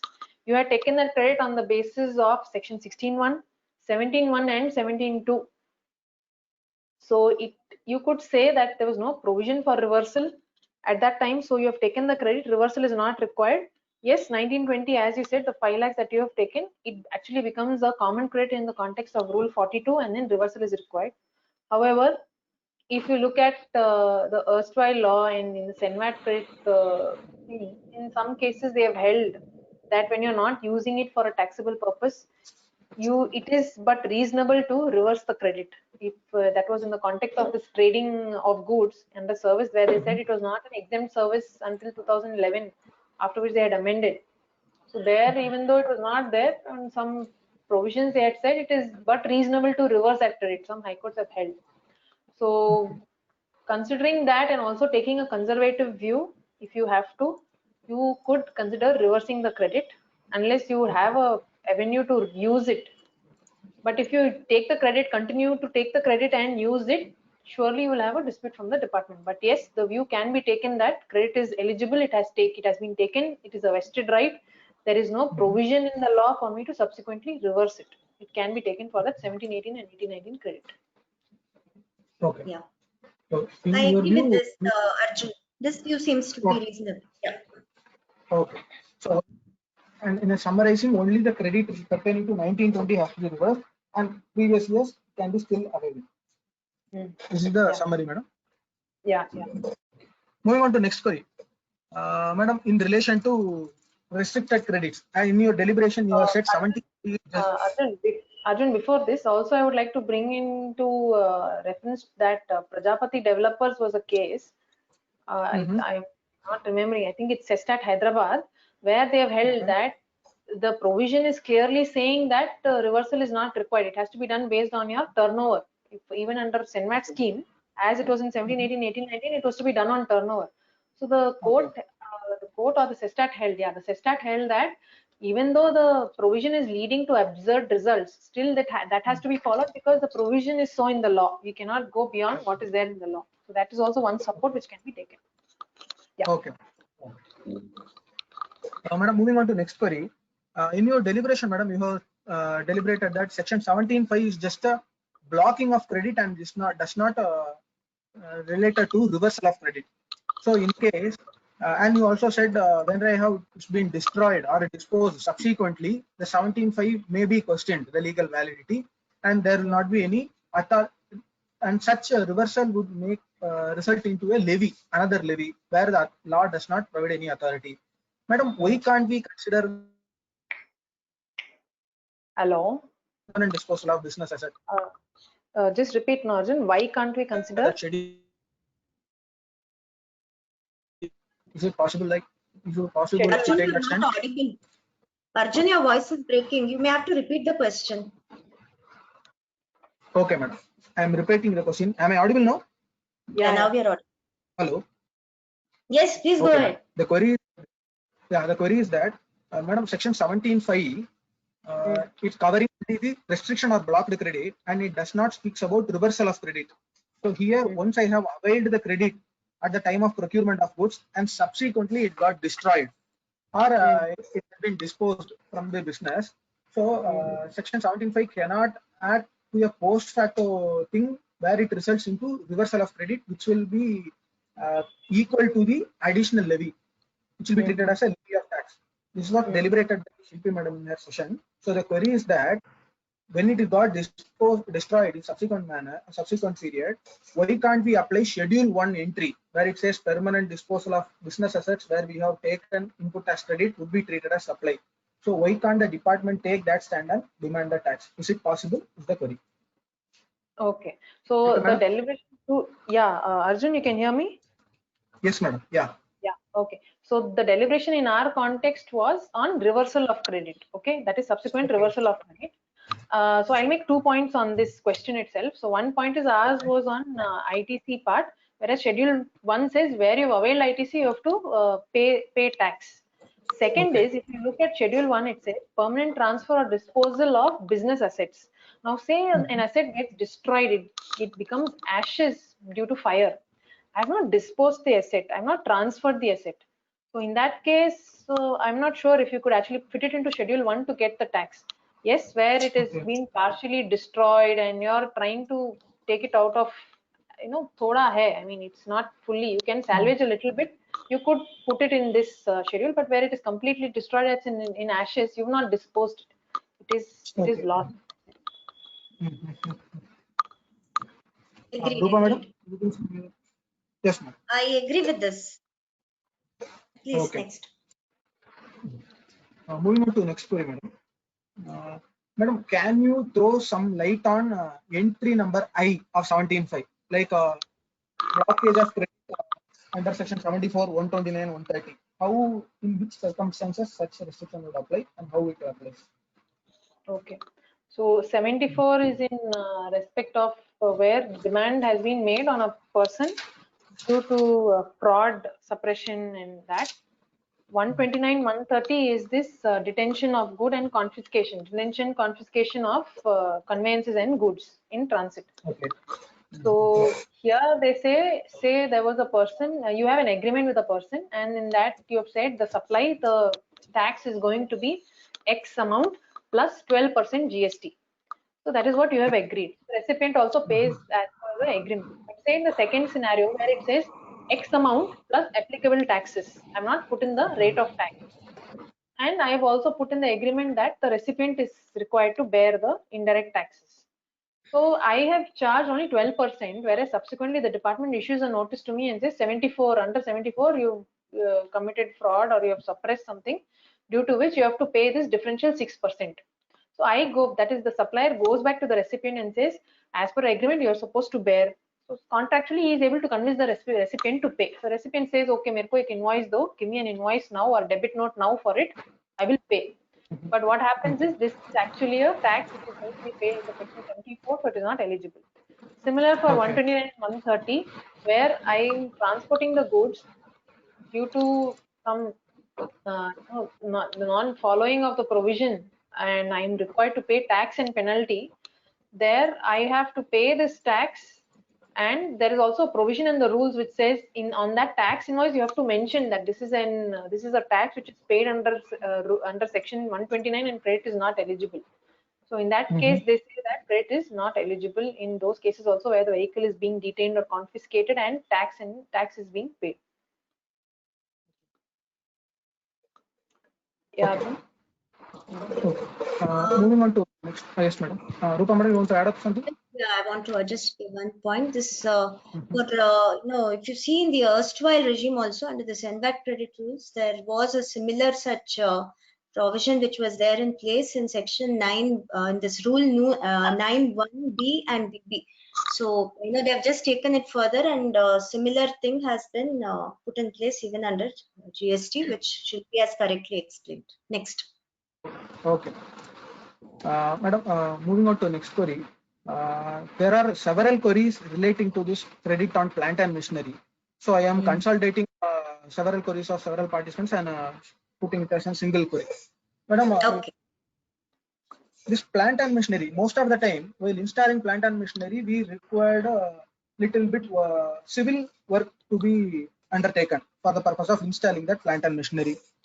How to take credit in such circumstances? It is allowed or restricted. Second thing, what is the credit eligibility on lift or centralized AC in the factory or in the office? How to take stand on such input tax credit? Okay. Shilpi. Yeah.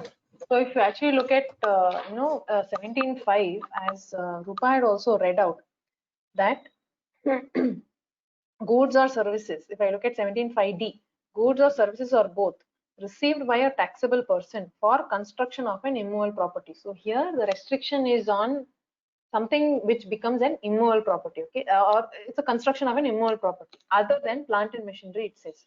So don't look at the movable aspects and yeah, the structural thing you're asking, right? So here it says plant and machinery means apparatus equipment fixed to earth by foundation or structural support that are used for making outward supply of goods or services or both, and includes foundation and structural supports.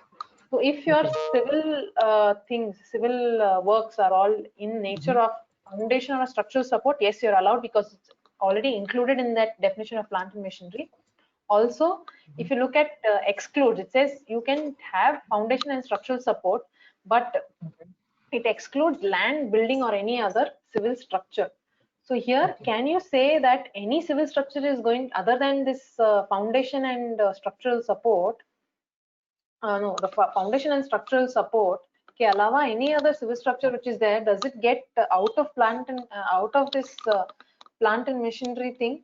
Maybe not, because this land, building, or any other civil structure you have to look at in the context of agium generis, where you say land, building, or any other civil structure in the nature of land, building, like something where someone inhabits or uses it for putting, carrying on their processes or things like that.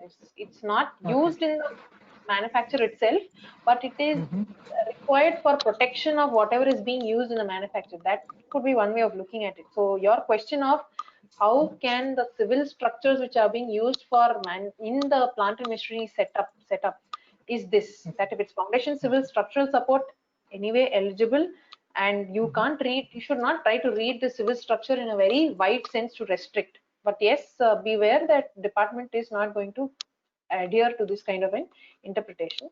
Second question of yours, Arjun. No. Continue, Shilpi, continue. Finish it. What was the second one, Arjun? I forgot. Second one was? Lift and centralized AC. Okay.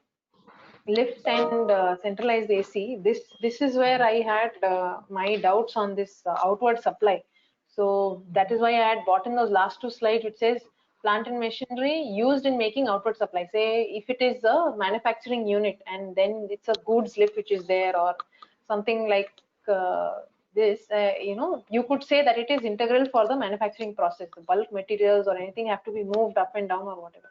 But say if it's a CA office, you're in a building, your own building, assume, and then you have a lift. Can you say it is used for making outward supply?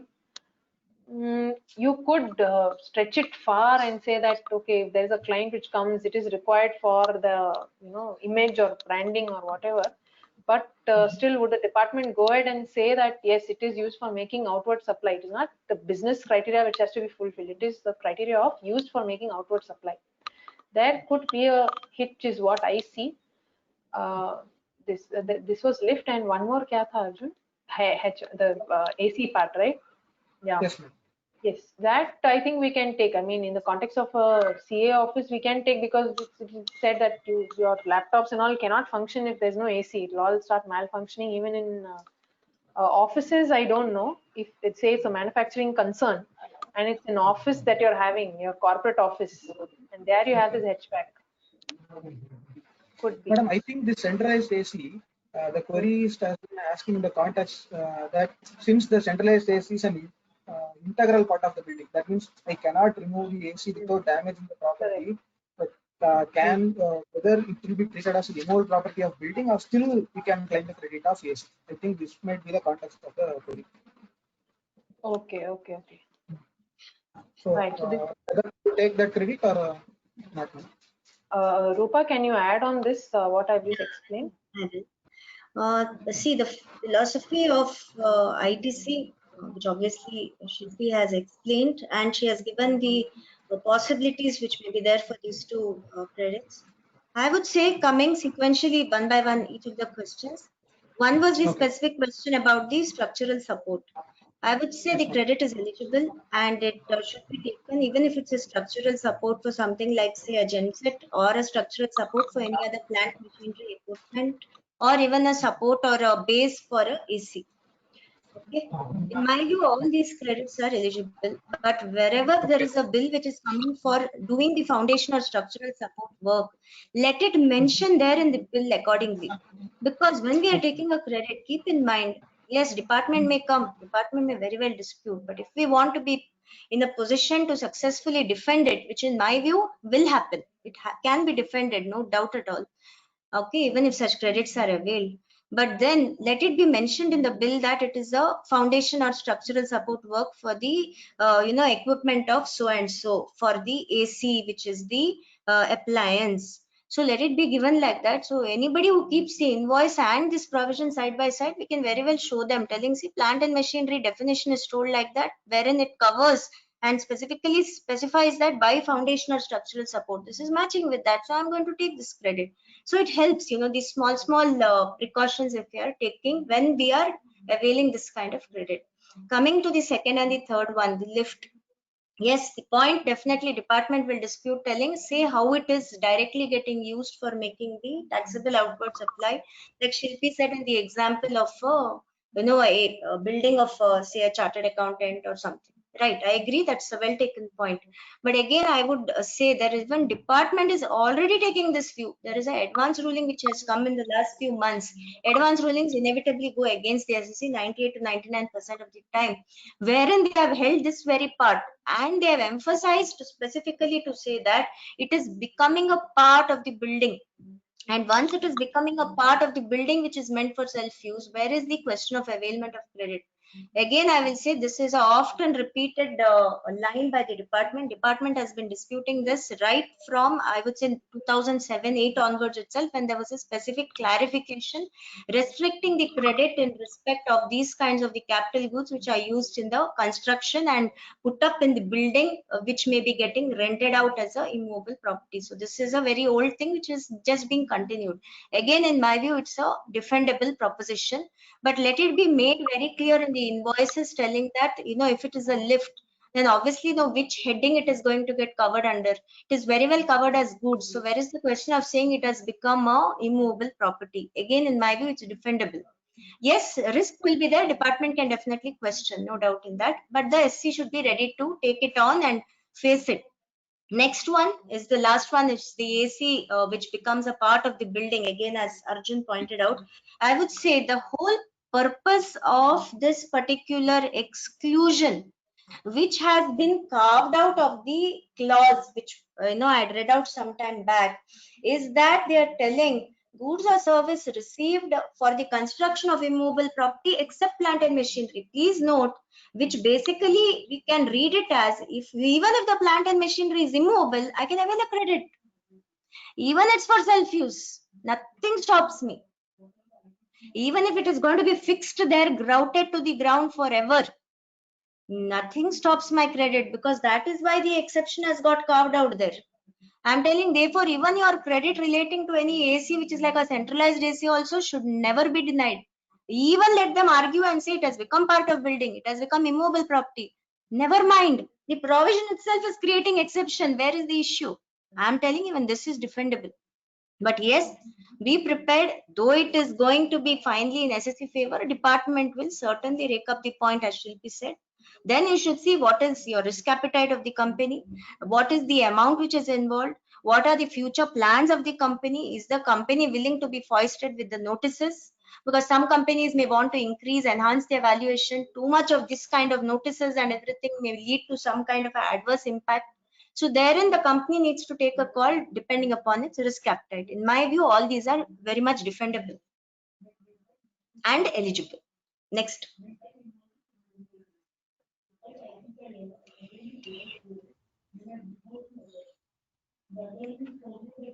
Arjun?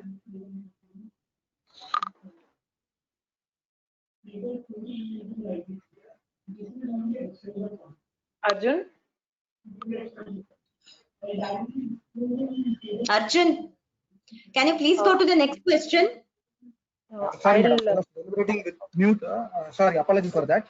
I hope you all the participants got clarified with relation to ITC on plant and machinery. So, in prima facie, the credit on plant and machinery is not restricted. You are eligible to avail the credit. However, wherever you have a dilemma between the immovable property and plant and machinery, it is always suggested to have documentation clear to state it as a plant and machinery. And if the amount involved is huge, it's always better to have a legal official opinion on that before taking any decision. Madam, can you summarize like that?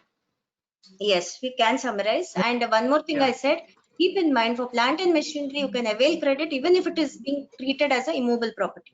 Immovable property. Yeah, yes, ma'am. Yes. Continue. Madam, the next query is in the context of that one only. Shilpi, madam, if I am purchasing furniture and fittings like table and detachable glasses for my building purpose, and I am stating it can be detachable without any damage to the building. I can remove it without any damage to the property. And I am capitalizing separately as furniture and fittings, not under the head building. Am I eligible to claim credit on such furniture and fittings? Yeah, it is not integral for the construction of the immovable property. If you look at this entry, it says goods or services are both received by a taxable person for construction of an immovable property. So the furniture is not integral for construction, so it doesn't get into this exception. So capitalized, not capitalized, whether to immovable property or not, doesn't make a difference also. Correct. Okay. Yes, madam. Moving on to next query, madam. ROOPA, madam, this is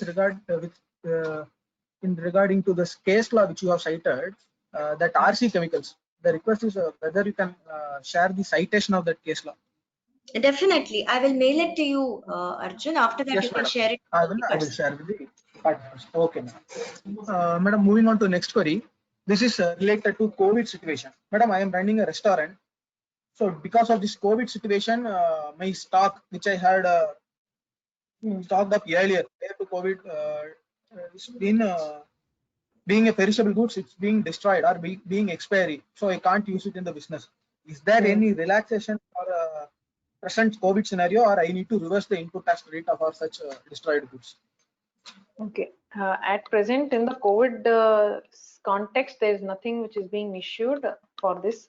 But in the context of what we have discussed in our session, if these are inputs that you've taken, you're looking at, you had intended to make a taxable supply, not that 5%, but 18% or 12% where credit is not restricted. You could say that you have taken the credit on the date you received that inputs or services. It has become a vested right. This is assuming you are taking the view that 17.5 is not to be looked at on a subsequent date. Yes, but if the department says that no, 17.5 says available and it can also include a case where subsequently you're not using it and it gets destroyed, then you might have to look at reversal, because this is also going to be only inputs. It's not an FG that you're saying is getting destroyed or not non-usable. Also in this, so that could be a risk which can be, because if it was an FG, we could have very well tried and defend it, because in respect of also we can try and interpret it to be something on the narrower sense, in that you have to consider it as on the goods. But when it is inputs, it could be required. But if you're taking a stand, you can do it on intimating the department, and if it's something very huge, and also considering that the hotel industry is the worst affected, hotel and the tourism industry, you could see what can be done, or a representation can also be looked at. Yes, Arjun. ROOPA, anything to be added upon? Just one point that probably Shilpi, you yourself can touch on that. That is, what is it that is said to be destroyed versus salvage, and then what is the distinction? I think somewhere you have touched upon it. Probably you should highlight it so that the listeners can appreciate the difference better. Destroyed and salvage. I had only discussed loss and lost. ROOPA, if you can supplement. Yeah, fine. So there, one of the points is, I think we need to be very clear on when we are talking about goods which are lost and destroyed. Destroyed is irretrievable, no longer in existence. We do not have anything left over or salvaged, then it is destroyed. Okay. Whereas if there is any salvage, something which has diminished in the value, diminished in the quality, diminished in the marketability, I would say it is still not fallen into the basket of said to be destroyed. Consequently, will not be covered by this destroyed, and you will not be required to do any action, even taking a very conservative view, to reverse the credit in line with 17.5.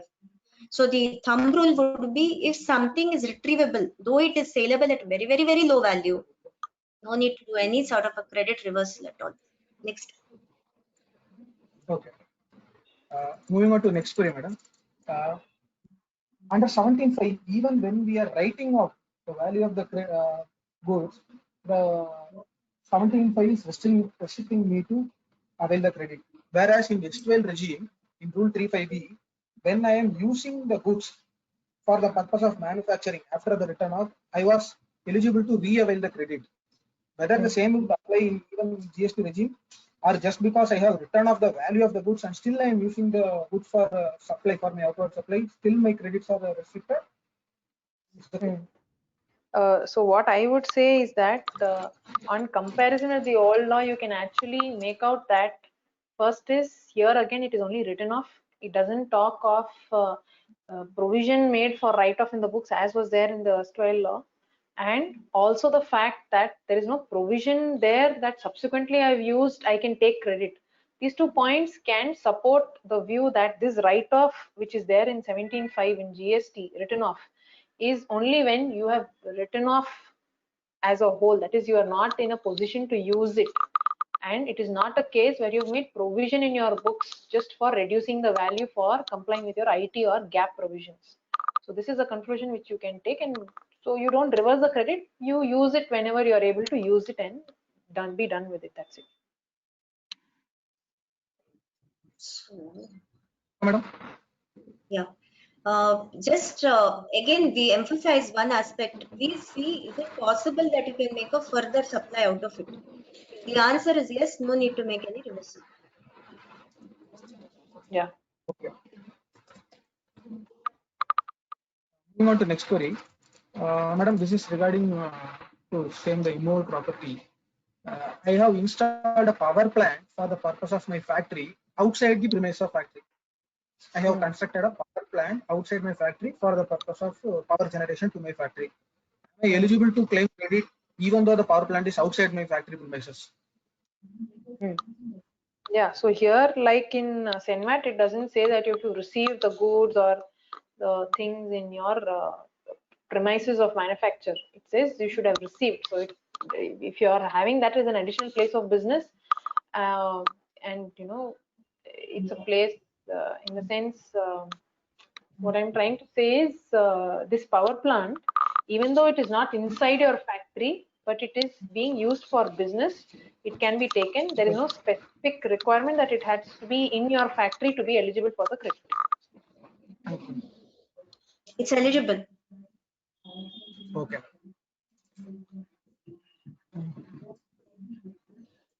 Moving on to last query of the today's session, madam.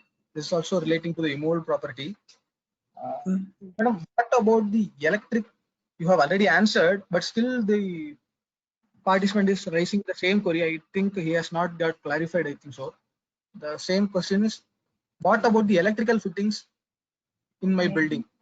Can I claim the credit or not? So again, here the question that you have to answer is whether it is an integral part of that immovable property. Like if I'm installing these lightings and all of that, it isn't. I can, you know, without that also the immovable property can exist. It can be used. So it is not integral for that immovable property. So you could take a stand that it doesn't fall under that restriction itself, because it doesn't say goods or services or both received by a taxable person for immovable property. It says for construction of immovable property, and construction also is specifically defined. It says reconstruction includes reconstruction, renovation, additions or alteration, the extent of capitalization to the said immovable property. So important is that also becomes an immovable property is what you have to see. Otherwise, any as the earlier participant had asked, furniture or anything that you are buying and you are capitalizing will all get restricted, which is not the intention. Immovability is very important for restriction. I just want to add one point here, which may be useful for the participant. Please see whether you are capitalizing it to the immovable property block. And if you are not capitalizing it anyway to the immovable property block, then there in itself you have a valid point in your favor. It is not at all getting used up for the construction of the immovable, construction, reconstruction, renovation, etc. It's not at all there. And separately you are being showing it even for the purpose of your fixed assets in your balance sheet. So that also will be an added point which will support for the availment of this credit. Yeah. Okay, ma'am. I hope we have addressed all the queries raised by the participants for today's session. I would thank Shilpi madam for your elaborated topic, reversals and restricted credits. And I would also thank ROOPA madam for adding up value addition to the deliberation of the speaker. Thank you, ROOPA madam, and thank you, Shilpi madam. Thanks a lot, Arjun. And thanks to all the participants. Bye, Shilpi. Yeah. Bye. Yeah. Thank you, madam. Now we can go for a short break, later which we will resume back to the second session on place of supply for domestic transaction, which would be taken up the next eminent speaker. Thank you all. We would resume after the break by 11:45.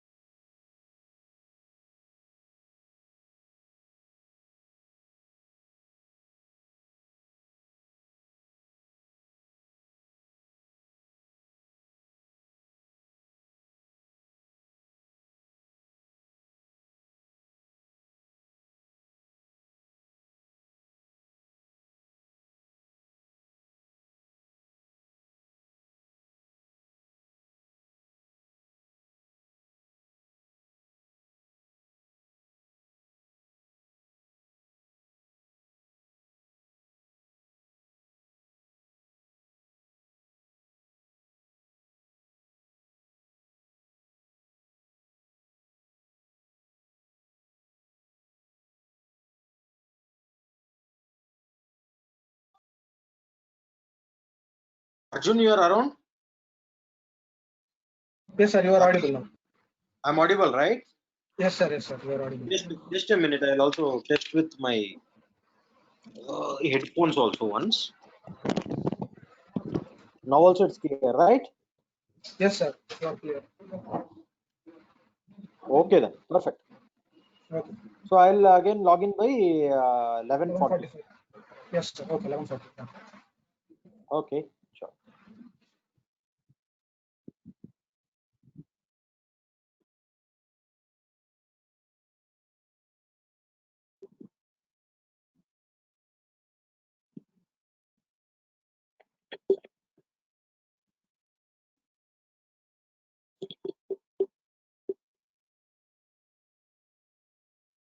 Arjun,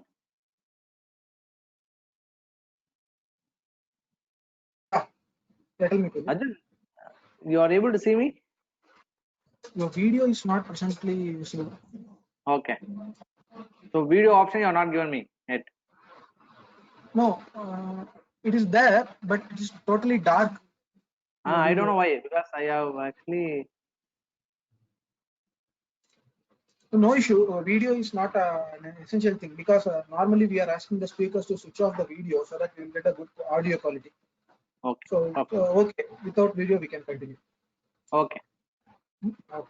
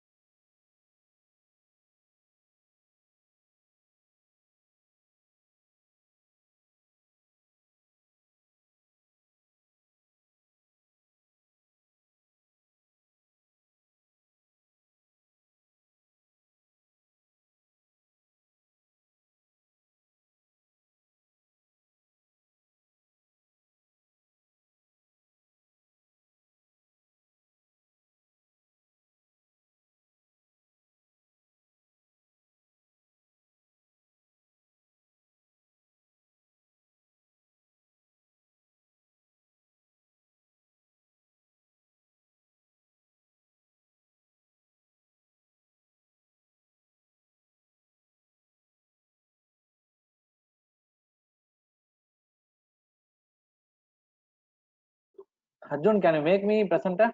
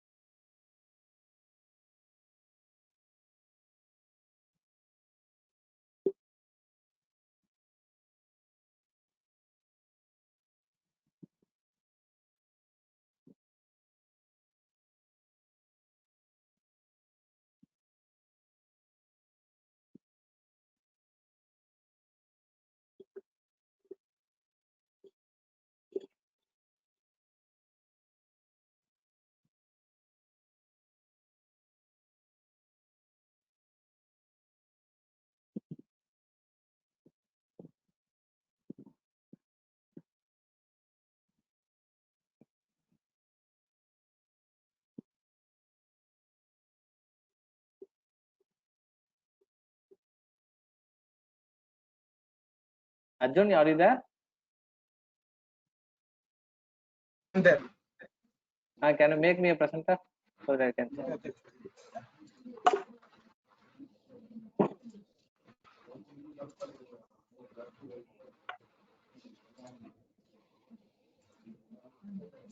Sudhi sir? తర్వాత next one. Okay okay okay, thank you. Pradeep, Sir, Sudhi sir. I will roughly take about some 55 to 60 minutes, sir. okay, take your time, no issues. Fine, sir. Answer. So we have to close the session by 1:30, Arjun? Yeah, sir. Sir, from 12:50 to 1:30, we will open up for Q&A. We have to close it by 1:30. So I will take up to 12. Yeah, Arjun, sir. Yes, sir. Q&A will end by what time? 1:30, sir. Q&A will end by 1:30. 1:30, yeah. So 11:50 we are starting now.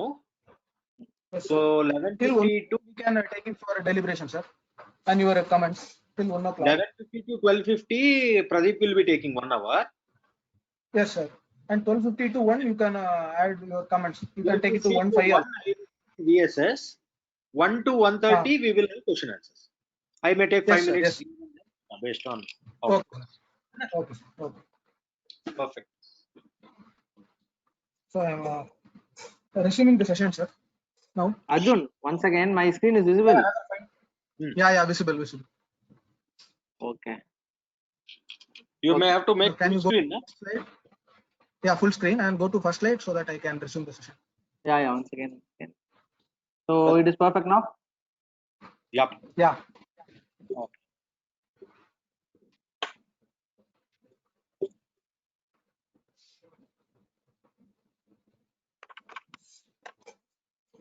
Welcome back to all participants for the second session of the fourth day of our advanced certification course. During this session, we are going to deal with resolved and unresolved issues in case of place of supply for domestic transaction. For deliberating on this topic, we have an eminent speaker, CA Pradeep V, who will be elaborating on the topic, and we have expert CA Sudhir VS, who will add value addition at the end of the deliberation. With regard to introduction to the speaker, CA Pradeep V is a qualified chartered accountant. He qualified in the year 2012. He is a part of Chennai branch of Iragange Associates, and his core area of specialization are FTP, refunds, and compliances. He is in the field of consultancy since 2012, and he also has extensive experience in the field of audit and taxation. He is also a speaker and has presented on various topics on GST in seminars and corporate tax forums. He has also contributed to a book on new and simplified returns under GST. With this brief introduction, I would warmly welcome the speaker for the session, CA Pradeep. Welcome, Pradeep. Kindly take over the session and proceed further. Thank you, Arjun, for your wonderful presentation. Hope I am audible. Hello, Are you audible? Arjun? Are you audible? Fine. So, good afternoon, everyone. Hope the certification course so far was enriching. So in this session, we are going to discuss about key resolved or unresolved issues in place of supply domestic transaction. So here I'm going to talk only about domestic transaction. So the next PPT, the presenter will talk about international transaction. So let us start this session. So when we say place of supply, just a minute. Yeah. Just a minute. Yeah. I am announcing to all participants that the speaker would be raising queries in chat box for interactive session with the participants. So I request all the participants to be active on the chat box where the speaker would raise queries and participants are expected to be answered. Is it that, Pradeep? Yeah, perfect, Arjun. Yeah. Okay. Thank you. You can continue. So when we say place of supply, we straight away go to IGST Act. So have we ever thought why place of supply alone we are seeing in IGST Act? So park this question for now. I will answer it when I come to the next slide. So let us go to the constitutional provision relating to place of supply. If you see section 9(1) of the CGST Act, so now I'm talking about CGST Act, it states that there shall be levied a tax called the Central Goods and Service Tax on all intrastate supplies of goods or services or both. So CGST Act is applicable only on intrastate supplies. So now the question comes, what about the interstate supplies? So where I have to look for interstate supplies? So as per the Article 246A of the Constitution of India, Parliament has been given the exclusive power to make laws with respect to goods and service tax where the supply of goods or services or both take place in the course of interstate trade or commerce. Further, as per the Article 269A to 5, Parliament may by law formulate the principles for determining the place of supply and when a supply of goods or services or both takes place in the course of interstate trade or commerce. So for interstate supply of goods or services, powers have been given in the constitution only for the parliament to make law and not for the state. So if you compare this with the erstwhile regime, CST Act also deals with the same principle. So as GST law is applicable for whole of India, they have enacted IGST Act wherein they have stated various provisions which is applicable to the whole of India. So when you come now to section 5(1) of the IGST Act, it states that there shall be levied a tax called IGST on all interstate supplies of goods or services or both. So when you come to interstate transactions, you have to check IGST Act for levy. So see, in this session, I'm not going to go in detail about the basics in place of supply because I believe that most of you would have already attended our basic course. So I'm not going to go in deep with regard to the basics. So first, what is place of supply? So generally, place of supply means the place where a supply of goods or services is made and where the GST may be charged or paid. So in a nutshell, if you have to say, it is just a place where a supply of goods or services is being made. Why place of supply is required? So place of supply plays a pivotal role in identifying whether a particular transaction is CGST, SGST or IGST. That is, to what tax it has to be paid, whether a particular transaction, whether for a particular transaction we have to pay CGST, SGST or IGST, the place of supply helps us in determining that. So further, place of supply is also important to determine whether a particular transaction is a service, import of service or export of service. So the location of the supplier supply together determine the nature of transaction. So where the location of the supplier and the place of supply are in same state, it would be treated as intrastate supply, and where the location of the supplier and the place of supply are in different state, it would be treated as interstate transaction. Go to the next point, CST Act versus IGST Act. So what is the common between both the acts and what differentiates in both the acts? So I will explain the basic provision with regard to the interstate transaction with regard to the CST Act. So section 3 of the CST Act states that a sale or purchase of goods shall be deemed to take place in the course of interstate trade or commerce if the sale or purchase occasions the movement of goods from one state to another.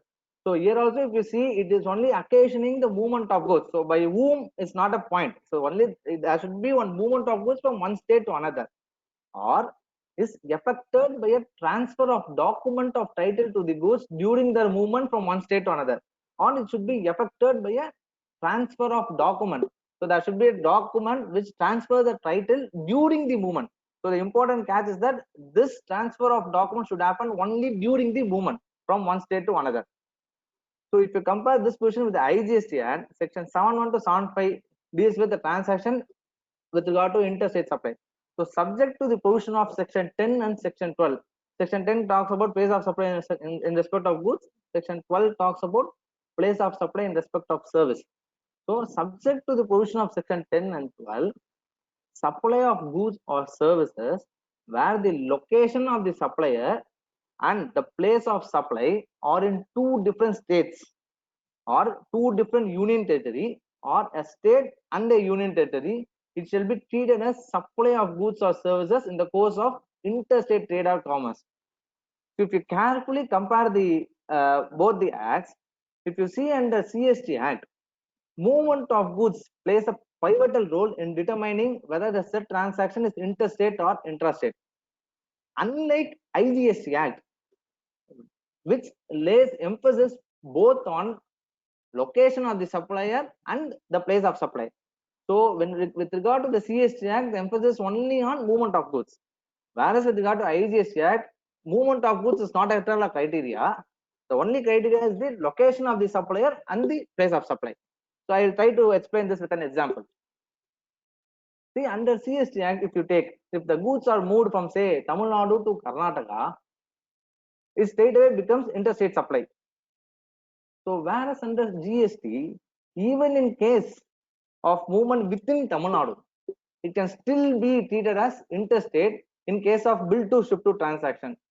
For example, supplier is in Tamil Nadu, bill to party is in Kerala, and ship to party is in Tamil Nadu. In that case, even though I am making a movement of goods within Tamil Nadu, the place of supply will be Karnataka, Kerala, by virtue of 10(1)(b), which I'll go in detail in the subsequent slides.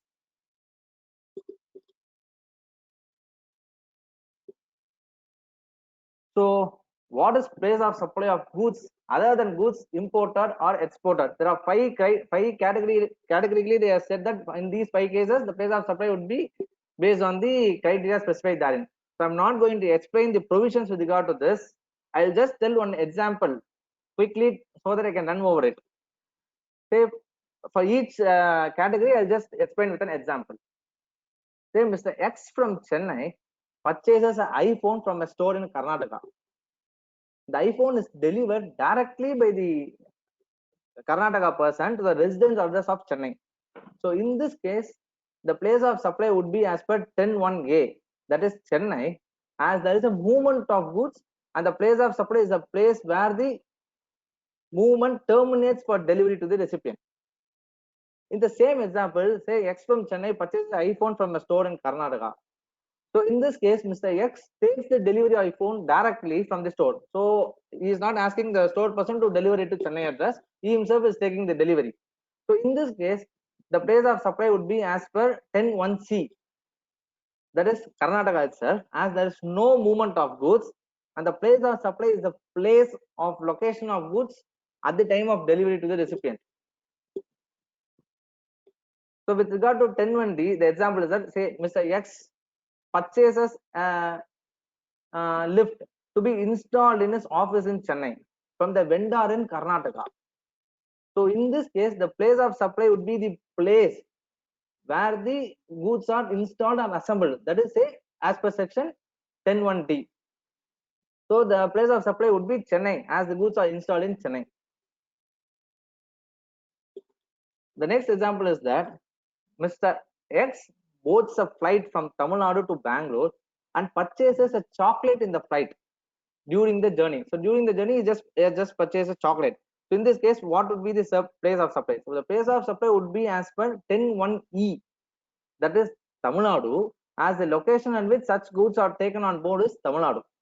So now I'm not coming to that section 10(1)(b) because I'll be going in detail with regard to 10(1)(b). That is bill to ship to transaction. So some of the interesting examples. So what I would do is that to make this a lively session, I will post this question. So I expect participants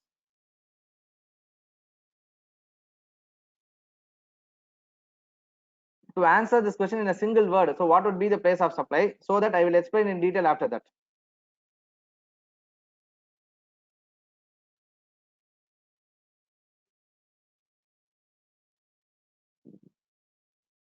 Pradeep, you can instruct them to put the answers on the chat box. Yeah, sir. So you can answer it in the chat box. You pose the question, read out the question, ask them to do that. Yeah. Arjun, is my question visible? Yeah, question is visible to all participants. Yeah, I will also read out this question. Yeah, yes, sir. Say, Mr. X is registered in Chennai. He is issuing invoice as bill to US and shipped to Chennai. In this case, what would be the place of supply? So participants, 3 answers we have received. 2 answers as Chennai and 1 answer as US. Okay. So in this case, the place of supply would be as per 10(1)(b). That is US, as bill to party is US, and IGST is required to be charged because it will not satisfy the condition of export. Because to satisfy the condition of export, it should be moved out of India.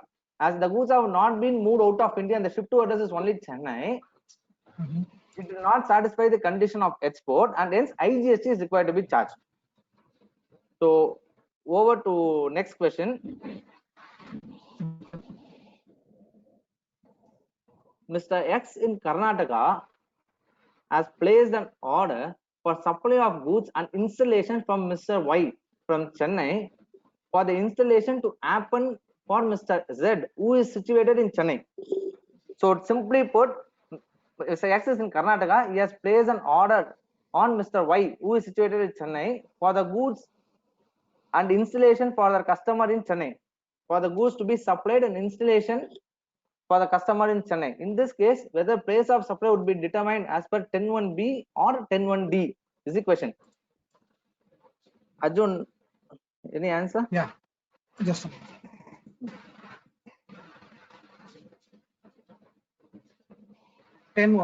The answers are 10(1)(d). Okay. So one possible view is that, so it appears that 10(1)(d) is more appropriately placed for the situation. Hence, the place of supply would be the place where the installation has happened. That is, in this case, it's Chennai. However, if you see, if you are not considering 10(1)(b) as an option, what would happen is that the very objective of GST, that is the destination-based tax, would get defeated. So there is one more view that it can also be considered as 10(1)(b), considering that the objective of the GST, that is destination-based tax, will not be defeated. Okay. So over to next question. Mr. X in Tamil Nadu purchased the goods from Mr. Y of Karnataka. The goods are held by Mr. Y for manufacturing activity, say in case of Dix molds, dies and all. So what would be the place of supply in this case?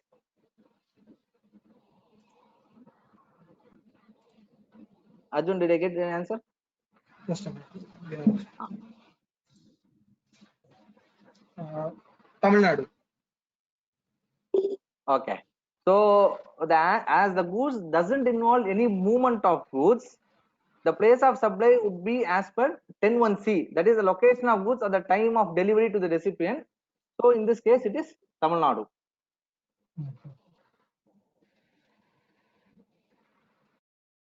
So over to our next area of discussion, issues in respect of movement of goods. My screen is properly visible, no? Visible. Yeah, perfect. Yeah. So where supply involves movement of goods by supplier, by recipient, or by any other person.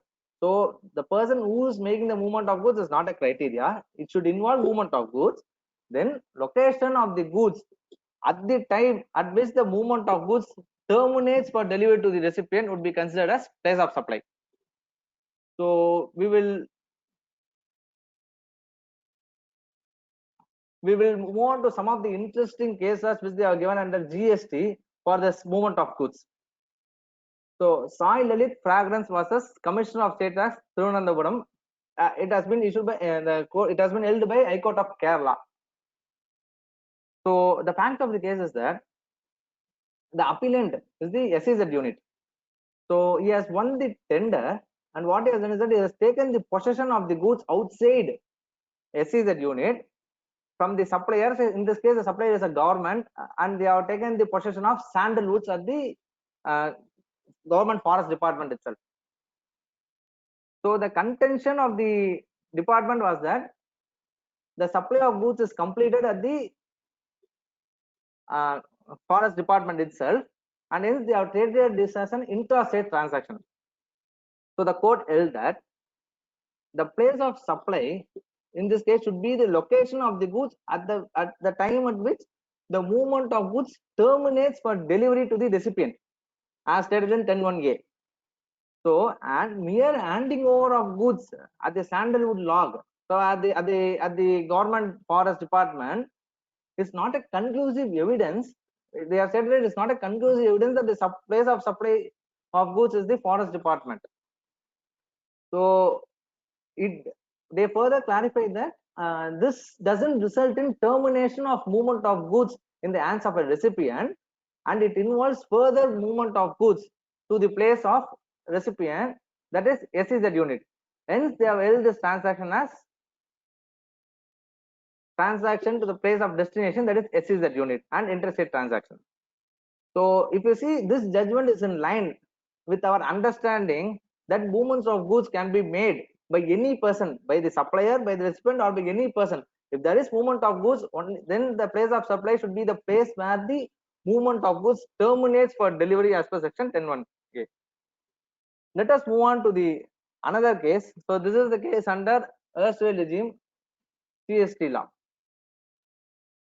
So here the fact of the case is that, so the assessee is has purchased BD leaves from the state of Andhra Pradesh. So after the purchase, what he has done is that the assessee has dispatched the said BD leaves to its head office in Maharashtra. So the assessee contention was that I have purchased this goods on behalf of my head office, and hence this should be treated as interstate sale, and hence not liable under VAT. The authority on the other hand, they stated that the assessee is not acting as an agent, and they are having a branch separately in the state of Andhra Pradesh. So in this regard, Supreme Court held that delivery of goods takes place at the godown of the seller in the state of Andhra Pradesh itself. So the movement of goods from the godown takes place at the instance of the purchaser. So the movement of goods is not occasioned by the sale transaction. So it is any movement of goods which is not occasioned by the sale transaction is inconsequential to the sale transaction. So the court further stated that, see, there should be a link between a contract of sale and the movement of goods from one state to another in order to discharge obligation under the contract of sale. Then it must be held as interstate sale. So they have clarified that that must be a contract, and the contract must establish that there must be an interstate movement of goods. Then only it can be held as interstate sale. So therefore, in this case, the court has held that it is not considered as an interstate sale and hence liable to VAT. So if you see here, the important point to be noted is that if the contract envisages the movement of goods from one state to another, then it can be said as interstate transaction.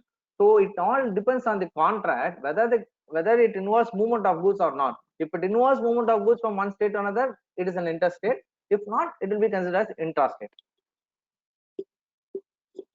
Over to the next interesting case law issued under GST. So this is also held by High Court of Kerala. So here the fact is that a person in Kerala has gone to a showroom, Kunmotar in Pondicherry, and purchased a Audi car at a showroom itself.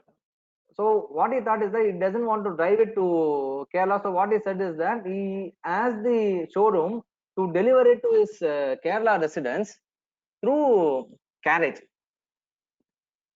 So in this case, as it involves movement of goods, the company charged IGST on the invoice as the movement of goods terminates in the state of Kerala. So now the question that came up is whether this should be treated as interstate or intrastate. The court held that the supply of new vehicle by Kunmotar company is terminated on it being purchased by the appellant in the Pondicherry, because the registration and all other formalities with regard to registration is over. So the court has held that purchased by the applicant in the sale transaction is over on it being purchased by the applicant in the Pondicherry itself, and then subsequent movement of goods was not occasioned by the transaction of supply. So the court held it as intrastate supply. So if you carefully examine section 10(1)(a) of the IGST Act, it states that the supply involves movement of goods. So the movement of goods can be made by any person, by supplier or by recipient or by any other person. So as long as there is a movement of goods, we should check section 10(1)(a). So hence, I am of the view that this transaction should be treated as interstate supply, and accordingly IGST is only to be required to be charged. And if you see this judgment is fundamentally against the basic concept of GST, which is destination based tax. If it is a destination based tax, then only IGST is required to be charged and not CGST and SGST. So let us move on to the next area of discussion, place of supply in case of factory gate sale. So this was one of the hottest topic of discussion at the beginning stage of GST. So before I move on to the issue, first I would like to clarify what is factory gate sale. So factory gate sale is a sale where the recipient undertakes the responsibility for movement of goods. So all the risk and reward with the movement of goods have been handed over to the recipient at the factory gate itself. So they have termed it as factory gate sale. So here it all depends on the contract, or it all depends on the knowledge in the hands of the supplier whether the goods involve movement of goods. Say if the contract clearly establishes that there is a movement of goods, then there is no doubt that place of supply would be as per the section 10(1)(a), that is place where the movement of goods terminates for delivery to the recipient. If the contract clearly states that there is no movement of goods, then place of supply would be the location of such goods at the time of delivery to the recipient, that is 10(1)(c). So where the contract is not clear about the movement of goods, so this is where we will catch. So here it is all about the knowledge of the seller. If the seller is aware that the goods involve movement of goods, say a person from Delhi is coming and purchasing goods in Chennai, and the person who is supplying the goods is aware that the goods will be moved to Delhi to his registered place of business. So in this case, as the supply involves movement of goods, the place of supply would be the place where the goods terminates for delivery to the recipient, that is Delhi.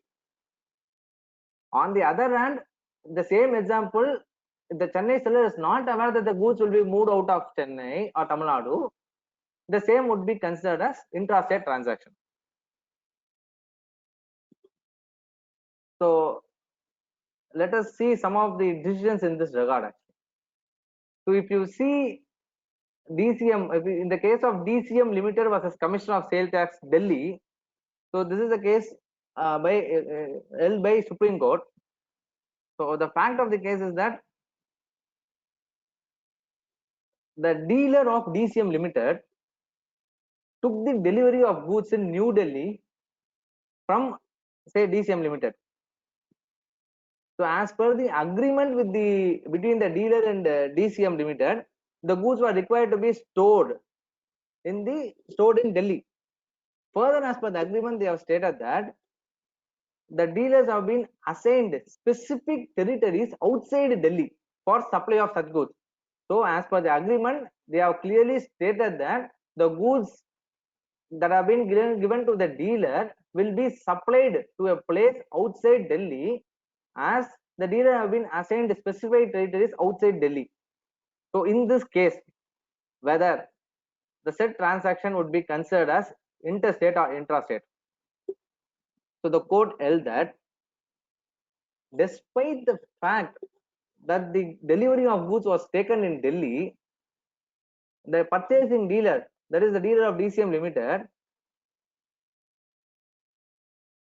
had to move the goods to the respective territories outside Delhi as per the contract. Further, it was essential condition of the contract that the goods will move out of the Delhi and would be sold to specific territories allotted to each of the respective dealer. Hence, the court held that the same was an interstate sale. So, as I have stated earlier, if you see, the fundamental point to be checked is that when, as per the contract, there is a movement of goods from one state to another. If so, it will be termed as interstate. If not, it will be considered as intrastate. Let us move on to the next area of discussion, issues in bill to ship to. So I will just tell with an example. I'm not going to read the provision. I will just tell with an example. Say Mr. X is X Limited, a dealer in automobile goods. Say they are located in Tamil Nadu and they have placed an order from say Y Limited, who is located in Tamil Nadu. So X Limited is located in Maharashtra and they have placed an order on Y Limited, who are located in Tamil Nadu. So the order is for supply of say 10,000 automobile parts to the customer of Y, who are located in Karnataka. So there are three parties. Supplier is in Maharashtra. So the person to whom it is, the third person is located in Tamil Nadu and the recipient is located in Karnataka. In this case, the place of supply would be the place of business of the third person, that is Tamil Nadu, and hence IGST is required to be charged. So let us see one of the interesting decision in CST Act in this regard. ANG Projects and Technologies Limited versus State of Karnataka. So before I go on to the fact, I would like to brief about the provision provision that was there in the erstwhile CST regime. So as per the CST Act, if the first sale is an interstate sale, that is the first sale, that is if I'm making a supply sale from Tamil Nadu to Karnataka, the first sale is an interstate sale. Any subsequent sale, that is from Karnataka, if I'm moving it to Maharashtra or some other place also, would be considered as exempt from tax. So any subsequent sale would be exempt from tax if it is covered under 3B of the CST Act. So 3B of the CST Act says that there should be transfer of document of title of goods during the movement of goods from one state to another. Here the important point to be noted before I am going to the fact of the case is that there should be document of title of goods during the movement of goods from one state to another. So now let me go to the fact of the case. So here the applicant has got one of the projects from say Karnataka Power Transmission Corporation for supply of say capacitor banks.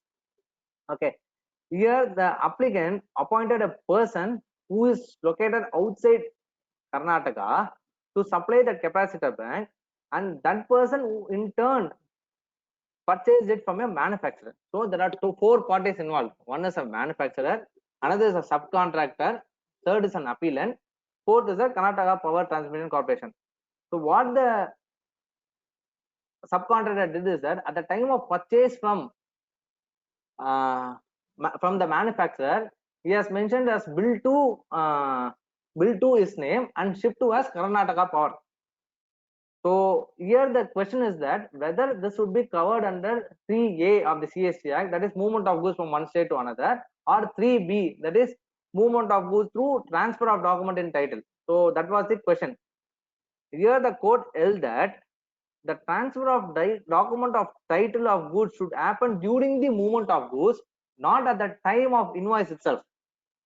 So the court held that this is not covered under 3B and hence it is covered under 3A, that is movement of goods from one state to another, and hence the exemption on subsequent sale would not be available. So if you apply the above rationale under GST it is fairly simple. So any transaction which involves two or more parties, it should be clearly brought out in the invoice itself. Thus, bill to one party, ship to one party. If it is clearly brought out in the invoice, then the said transaction will depend upon the place of supply, and said transaction will depend upon the person who has given the direction, that is the third person as per 10(1)B. So let us move on to the provisions, place of supply in respect of services. If you see as per section 12(2), the place of supply of services except the services specified in subsection 3 to 14 made to a registered person shall be the location of the registered person.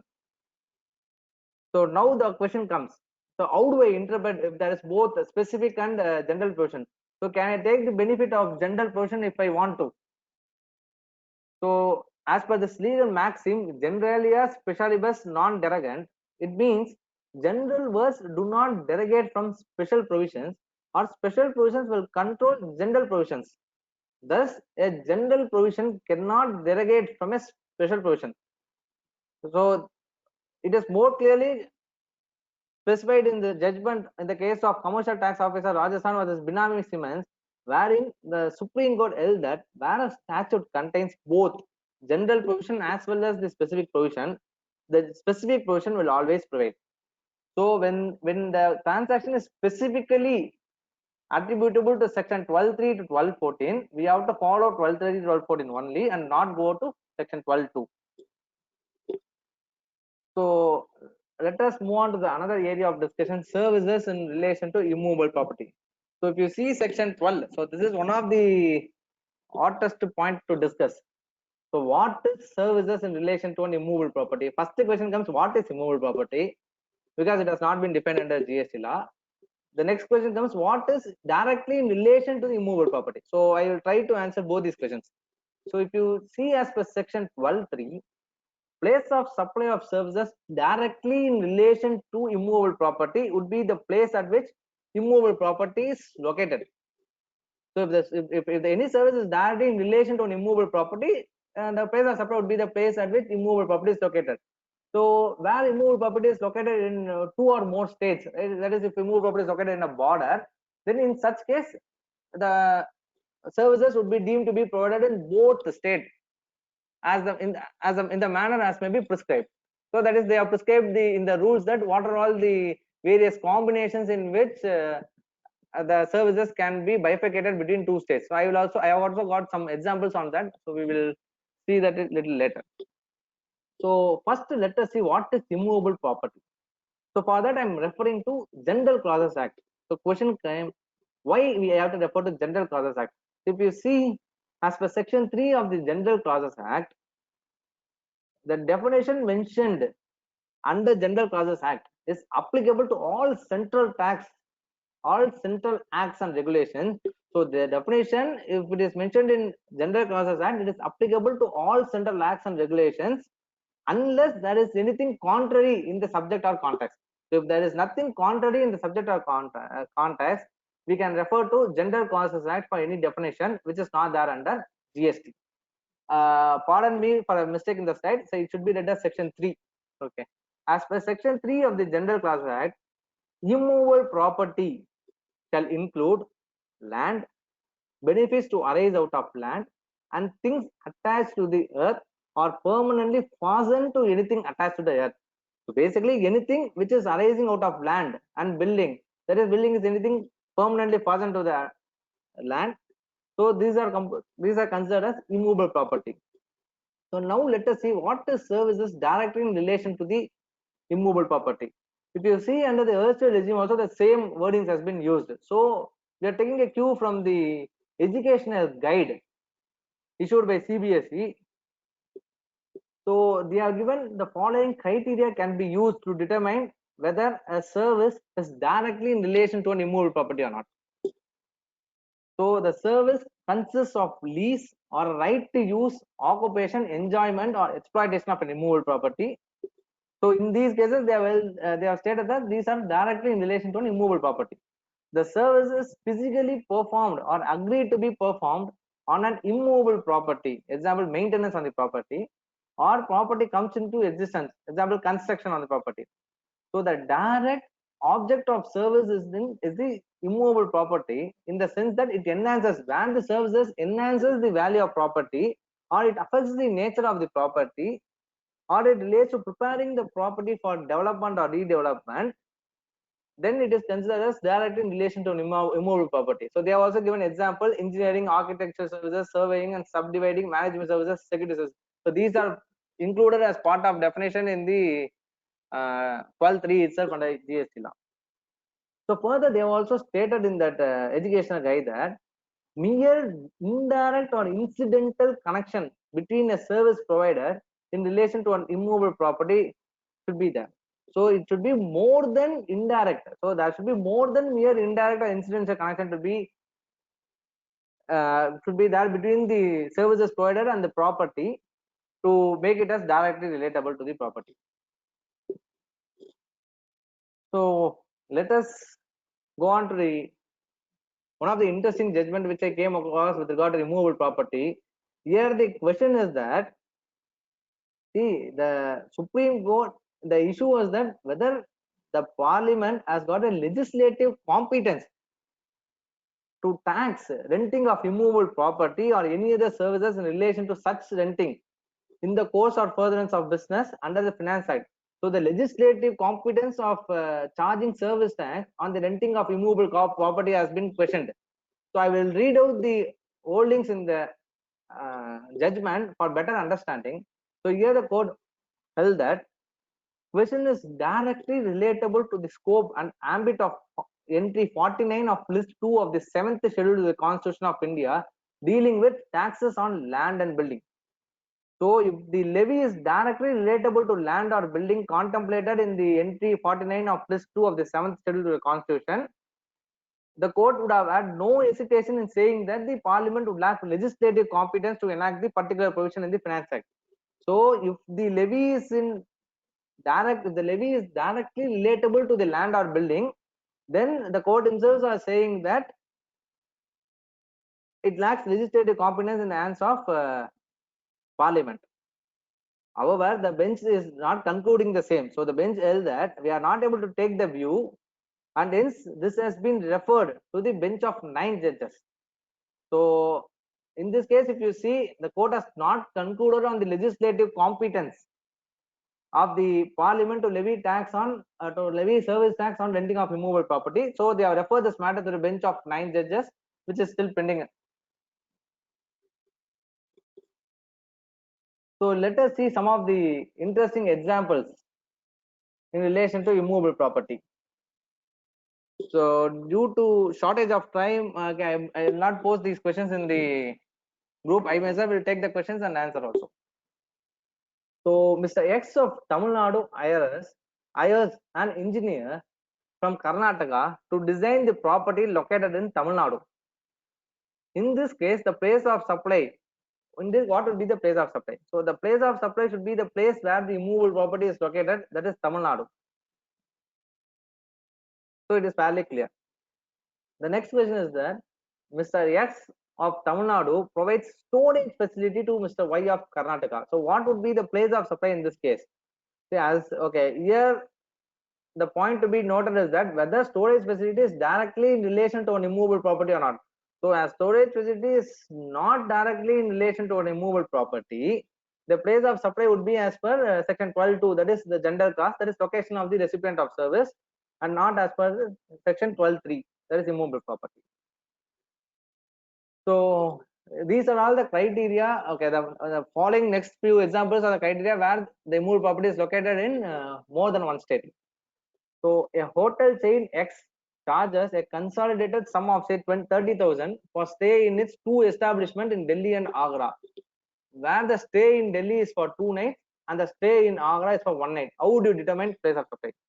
So the place of supply in this case is both Delhi and Agra, and the service shall be deemed to be provided in both Delhi and Agra in the ratio of 2:1 respectively. So here the point to be noted is that even the service is deemed to be provided, not alone the place of supply, though even the invoice, if you see, it has to be from, one is from Delhi and one is from Agra. So there should be two invoices.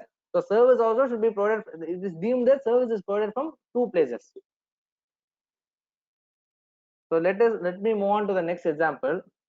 A hotel is located both in the border of Tamil Nadu and Kerala. A company arranges for a meet in hotel for a single consolidated amount, wherein some people stayed in the room of Tamil Nadu and others stayed in the room of Karnataka. So in this case, service would be deemed to be provided in both the states on the proportion of number of rooms taken in Tamil Nadu and Karnataka. So moving on to the next example, a company C provides the service of 24 hours accommodation in a houseboat. So boat house services, which is situated both in Kerala and Karnataka. As much as the guest who board the houseboat will stay in Karnataka for 2 hours and will stay in Kerala for 22 hours. In this case, how do you determine the place of supply? So here the point is that it should have been, as I stated in the question, it is declared by the service provider. So the service provider should clearly identify that the boat is there, the boat will be there in Kerala for 20 hours and Karnataka for 24 hours, as the case may be. So if he is not able, because it can never be checked on the face of it, only based on the facts of the given case, based on the statement of the supplier or service provider, it can be determined. So in this case, if the service provider himself is determining that 20 hours it will stay in Karnataka, Kerala, and 4 hours it will stay in Karnataka, the place of supply would be both Karnataka and Kerala. The service also should be deemed to have been provided both in Karnataka and Kerala in the ratio of the number of hours. So there is no odd and fast rules here. It all depends on the what the service provider is mentioning in his invoice or as per the contract. So let me move on to the another area, issues in performance based services. So the place of supply of restaurant and catering services, personal grooming, fitness, beauty treatment, health service, including cosmetic and plastic surgery, shall be the location where the services are actually performed. So in case of services of the following above category, the place of supply would be the place where the services are actually performed. So this is called as performance based services. So let me ask you a question. What would be the place of supply in case of online fitness class provided from Tamil Nadu, whereas the recipient are from Karnataka? So what would be the place of supply? Arjun, I would like to pose this question to the audience, Arjun. Yeah.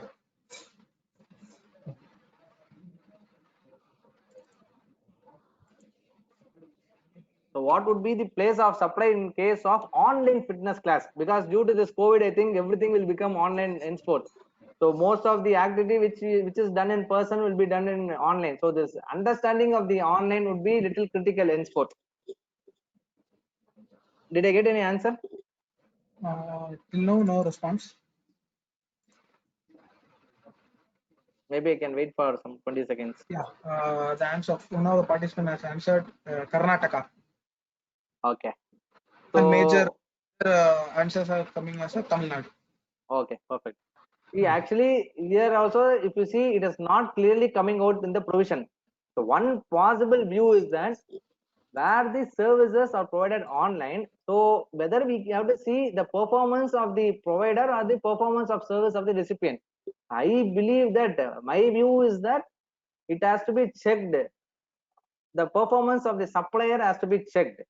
So in this case, as the supplier is performed it in Tamil Nadu, the place of supply would be the place where the services are provided, that is Tamil Nadu, and hence CGST and SGST is required to be charged. But if we take this view, again I would say that if the recipient is eligible for credit, he might not, if the recipient is in Karnataka, he might not be eligible for credit, and the very purpose of the GST itself as destination based tax system would get defeated. But one possible view which I could feel by going through the provision is that the performance of service by the supplier needs to be considered rather than the recipient.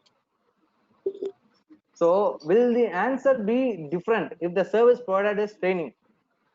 So if the service provided is training, it will not fall under this performance based category, and it will fall under 12.5, that is specifically applicable for training and appraisal services, wherein they are given that place of supply to a registered person would be the place of location of such person. So the next question which I want to post is that what would be the place of supply in case a doctor from Tamil Nadu visits a patient in Karnataka and does plastic surgery in Karnataka? Arjun, did I get an answer? Yeah, Mr. Karnataka, the place of performance. Correct. So in this case, the place of supply would be Karnataka, as the service is actually performed in Karnataka, and the doctor is not required to take any registration in Karnataka, and he can charge IGST on it.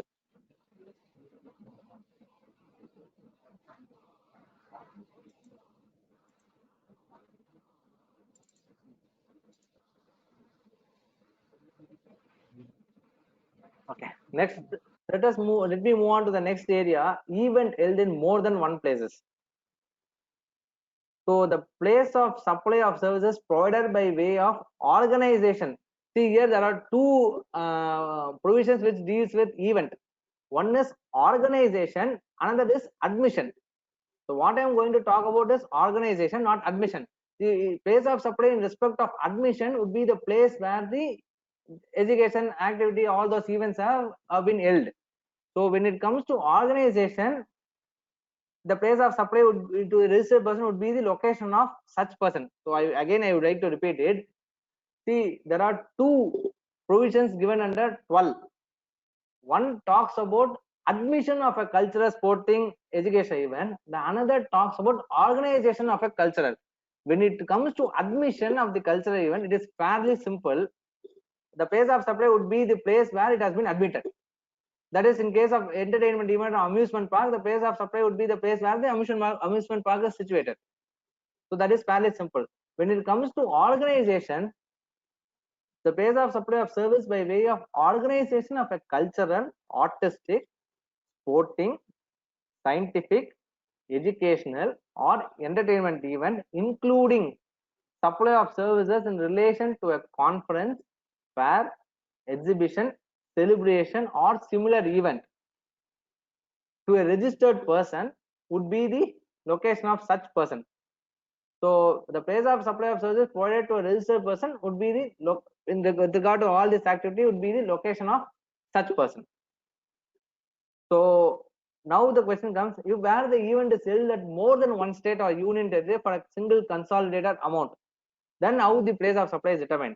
It has been given in the provision itself that where the event is held in more than one state, place of supply would be based on the proportion to the value of services separately collected or determined in terms of a contract. So if it is clearly established in the contract that in place A I will take some say I will take 2 events for 50,000. In place B I will take 3 events for 1 lakh. So if it is clearly established in the contract itself, the place of supply would be based on the contract, on the value determined in the contract itself. Where it is not established in the contract, then such methods as may be prescribed. So they have also prescribed certain generally some proportionate value can be adopted. So I will take one example with regard to this. Say an event management company E has to organize some promotional events in state of Tamil Nadu and Karnataka. Say state 1, state 2, Tamil Nadu and Karnataka for recipient or. So 3 events ought to be organized in Tamil Nadu and 2 events is to be organized in Karnataka. So in this case, they charge a consolidated amount of 10 lakh rupees from the service provider. So what would be the service? What would be the place of supply? So the place of supply of this case is in both the state of Tamil Nadu and Karnataka, because this event is held in more than one state. The value is clearly coming out in the value is not coming out in the contract. Hence, a reasonable proportionate basis has been taken. That is on the basis of the ratio 3:2, and hence would be 6 lakh would be the place of supply for Tamil Nadu and 4 lakh would be the place of supply for Karnataka.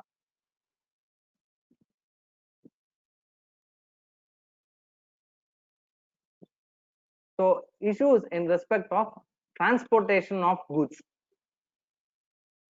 So the place of supply of service by way of transportation of goods, including by mail or courier, to a registered person shall be the location of such person. So this was there in the original IGST Act, and after that a new proviso has been inserted in the Act with effect from 1/2/2019, that provided that where the transportation of goods is to a place outside India, the place of supply shall be the place of destination of such goods.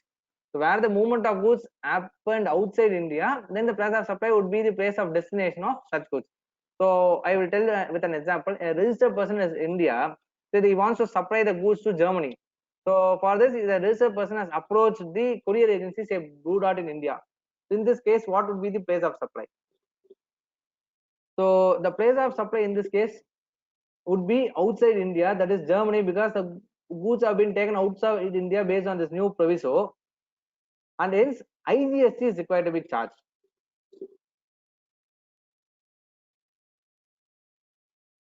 Next, the next practical example is that the employee booked a courier in his name, and the amount is paid by the company. So company is not the employee is not booking the courier in the name of the company itself due to some urgent requirements, and he has booked in his name itself. So whether a courier agent should consider it as registered or unregistered person. So assume a situation where the courier agent knows that this person comes from so and so company, because they are so regular in doing the courier. So where the company name, so where the courier name person is, courier agency is aware that the person to whom it is supplied is company, and the same has also been confirmed by the employee, he can take a stand that it has to be a registered person, and accordingly the place of supply would be the place of location of such person. If it is to an unregistered person, the place of supply would be the place where the goods are handed over for transportation. So there could be a difference in the nature of levy itself. So it all depends on the awareness of the supplier, whether the said supply is for registered person or unregistered person. Based on his awareness on the transaction, he can determine the nature of supply. There's no hard and fast rules in it. So my last point of discussion is that location of the recipient on record. So this is more relevant in case of say NBFCs. So I'll tell first I will read out the provision. The place of supply of banking and other financial services, including stockbroking services to any person, shall be the location of the recipient of service on the records of the supplier of service. So they have also given a proviso wherein they have stated that if the location of the recipient of service is not on records of the supplier, the place of supply shall be the location of the supplier of service. So now a practical scenario would be like where the address proof given is of some other state and the temporary place of residence is on other state. Say a company is providing NBFC services, so there are customers, because in the case of bank we should have given proper proof of residence, whereas in NBFCs they won't see KYC. That I mean the requirement of checking KYC is not that much as when compared to the banks. So even in so they might not have got the proof of address for the local residents. They might have got the address proof only for the permanent address which is located outside the state. In this case, how do they determine the place of supply? So whatever the address they have taken on record based on the each and every case, So if they are considering permanent address as the place of address, or if they are considering the temporary address as the place of address on record, it all depends on whatever the address they have placed on record. So that would determine the place of supply. So assuming if they have taken the local address as the address on record, then in that case the place of supply would be within the state and CGST, SGST is required to be charged. And if you are considering the interstate address or permanent address in the record, then in that case the said transaction would become interstate supply, and hence IGST is required to be charged. So with this I conclude my session. Over to Sudhi sir for his expert view.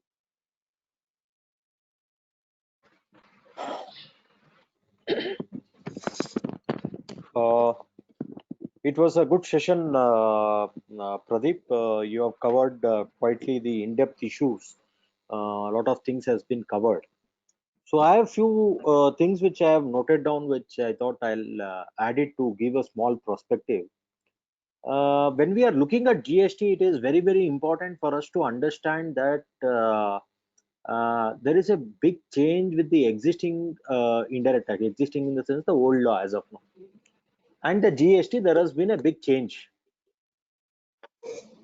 So the change is that the old law was a origin-based law. Arjun, everything is okay, right? I'm audible and all, right? Yes, sir. Yes, sir. You're audible. Yeah. So the old laws were on a origin-based taxation, and the current GST is a destination-based taxation. So what does this mean? Just to take an example, say for example, I make a sale from the state of Telangana to state of Karnataka. If it was the earlier regime of the central sales tax, 2% against CST or full rate, as the case may be, the goods has been sold, the tax would have been collected by the state of Telangana and would have kept by the state of Telangana. However, in GST, what happens is that when the sale is happening from the state of Telangana to state of Karnataka, the tax is being collected. The tax has to go to the credit of the Karnataka government. That is the recipient government. That is where the goods are actually being consumed. The entire philosophy behind this is that the amount should be spent in the state who has paid for it. Who has paid for it in that state, it has to be spent. So maybe a goods which I am selling is worth of say 10 crore, and 1.8 crores is the GST. Now you tell me from Telangana, when I am selling here and I am selling it to a person in Karnataka, and the person who is residing in Karnataka is paying this 1.8 crores. So don't you think that 1.8 crores should be spent for the benefit where he stays, or it should be spent to the benefit of where I stay in Telangana, where the recipient has nothing to do with it? So based on this concept, it is very important that we have to understand that there is a change in the tax base. That is, the recipient or a consumption based tax has been introduced. That will be the very important aspect for us to keep in mind whenever we are looking at the concept of place of supply, the concept of intrastate supply or interstate supply. This is the basic fundamental one has to keep in mind. At the same time, place of supply is something which Pradeep has clearly explained, is something which is deemed to be the location where the service or the goods has been deemed to have been received or consumed. So here the emphasis has to be given for the word deeming fiction. So what is it? Actually, I don't know what the place of supply is or where the actual consumption state is. But for this transaction, I am saying this is the place of consumption. So now, without even application of mind, without any common sense, without any logic, you have to blindly go by this scenario, and whatever that scenario is giving you as a place of supply, without any applying logic, you have to adopt it. So that is very, very important for us to understand as a basic fundamental. We should be aware that the goods, the GST has to be going to the consuming state. At the same time, don't look into the logic there, whether it has, when the place of supply is adopted like this in terms of the provision given, the section 10 or 11 as discussed by Pradeep, it is not meeting that logic, then don't get confused or panicked, because that logic is of no use. That means, has it gone wrong? No, it has not gone wrong, because they have deemed that this would be the location of recipient as per the statute, and you have to follow. Question arises is, Sudhir, what will happen if things have gone wrong? The place of supply is not meeting the logic and there is something which is going wrong. Then what can I do? You cannot do anything but to follow it. But you have one option to make a representation and say that this is something which is going wrong, which needs a correction. That is something could be looked at. So what is important for us to look at when the place of supply is being done is that you have to first identify what sort of a transaction it is, then see whether this transaction has been specifically listed in any of those section 10 if it is goods, and section 12 I think if it is in case of services.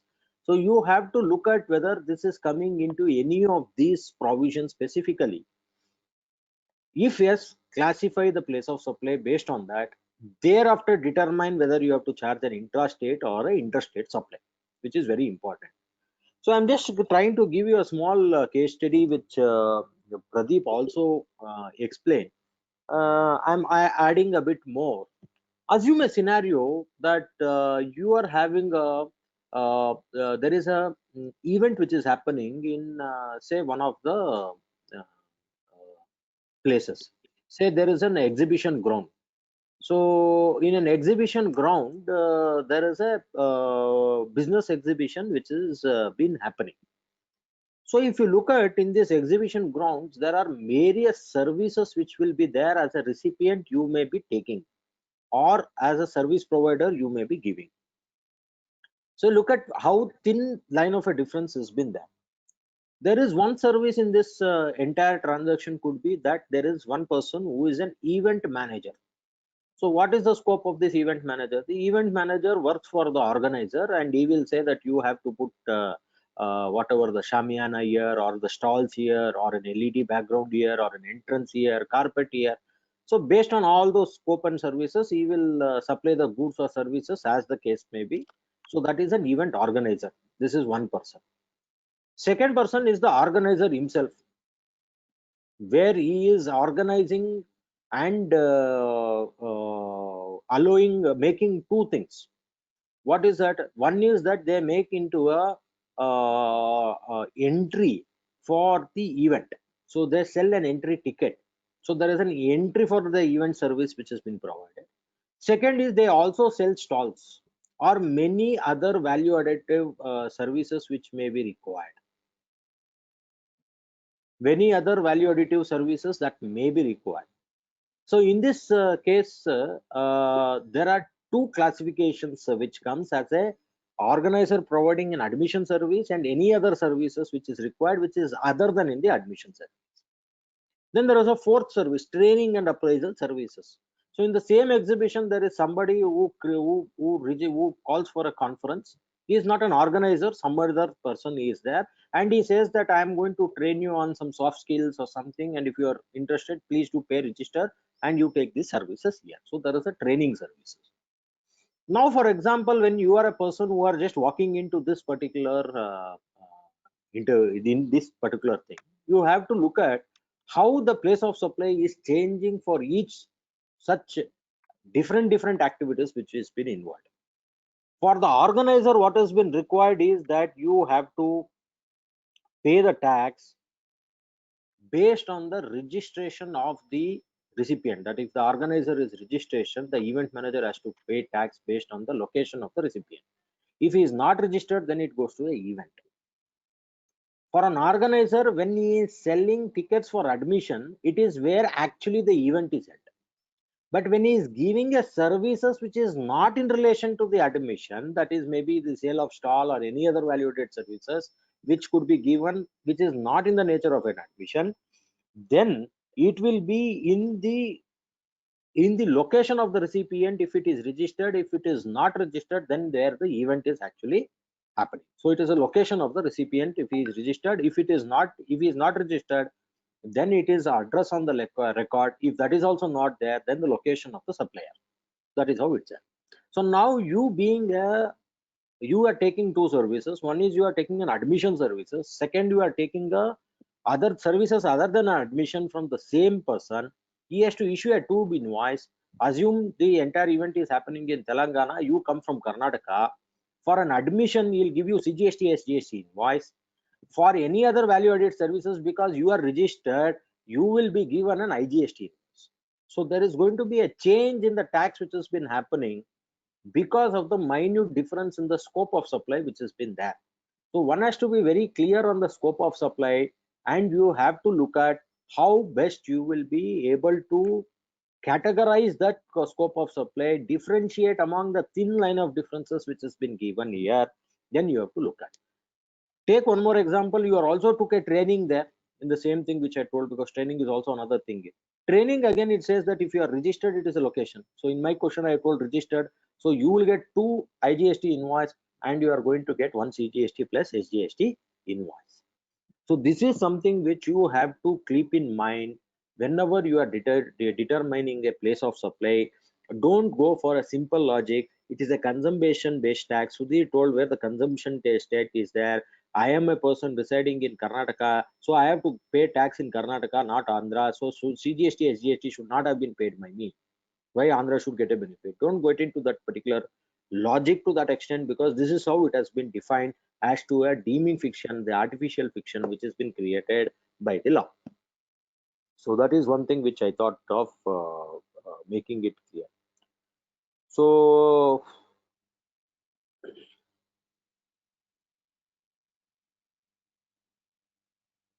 why it is required as a place of supply? Because the recipient is there. That is what. Coming to another thing which came up, interesting thing which was added was that iPhone delivery and the X factory sale which was been there. So it was very well covered with the Pradeep by the Pradeep, but I also wanted to add something which is